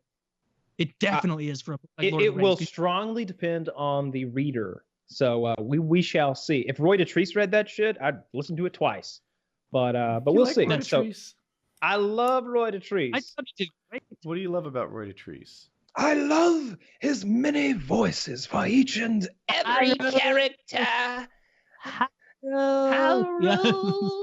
I like I that. like- I like that he can do that many voices, and I think it's The impressive world record. that he like they're consistent. You know, if They like are consistent. 73 hours ago he voiced a character like that, and now we're coming back to him. You're like, oh, I know that guy's voice. Like, that's this guy. And I'm so terrible with names. I almost know their voices better than I know their names. Like, the two of them combined to create an identity for me in my head. On the other hand, he is so old that, like, all he really does is old white guy voices because he's an old white guy. And it like, Have you seen the cast of Lord of the Rings? Come on, there's a lot of old white guys in there. Yeah. I just feel like he lacks a certain vibrancy Or that Game I of Thrones. want in my readers. Like,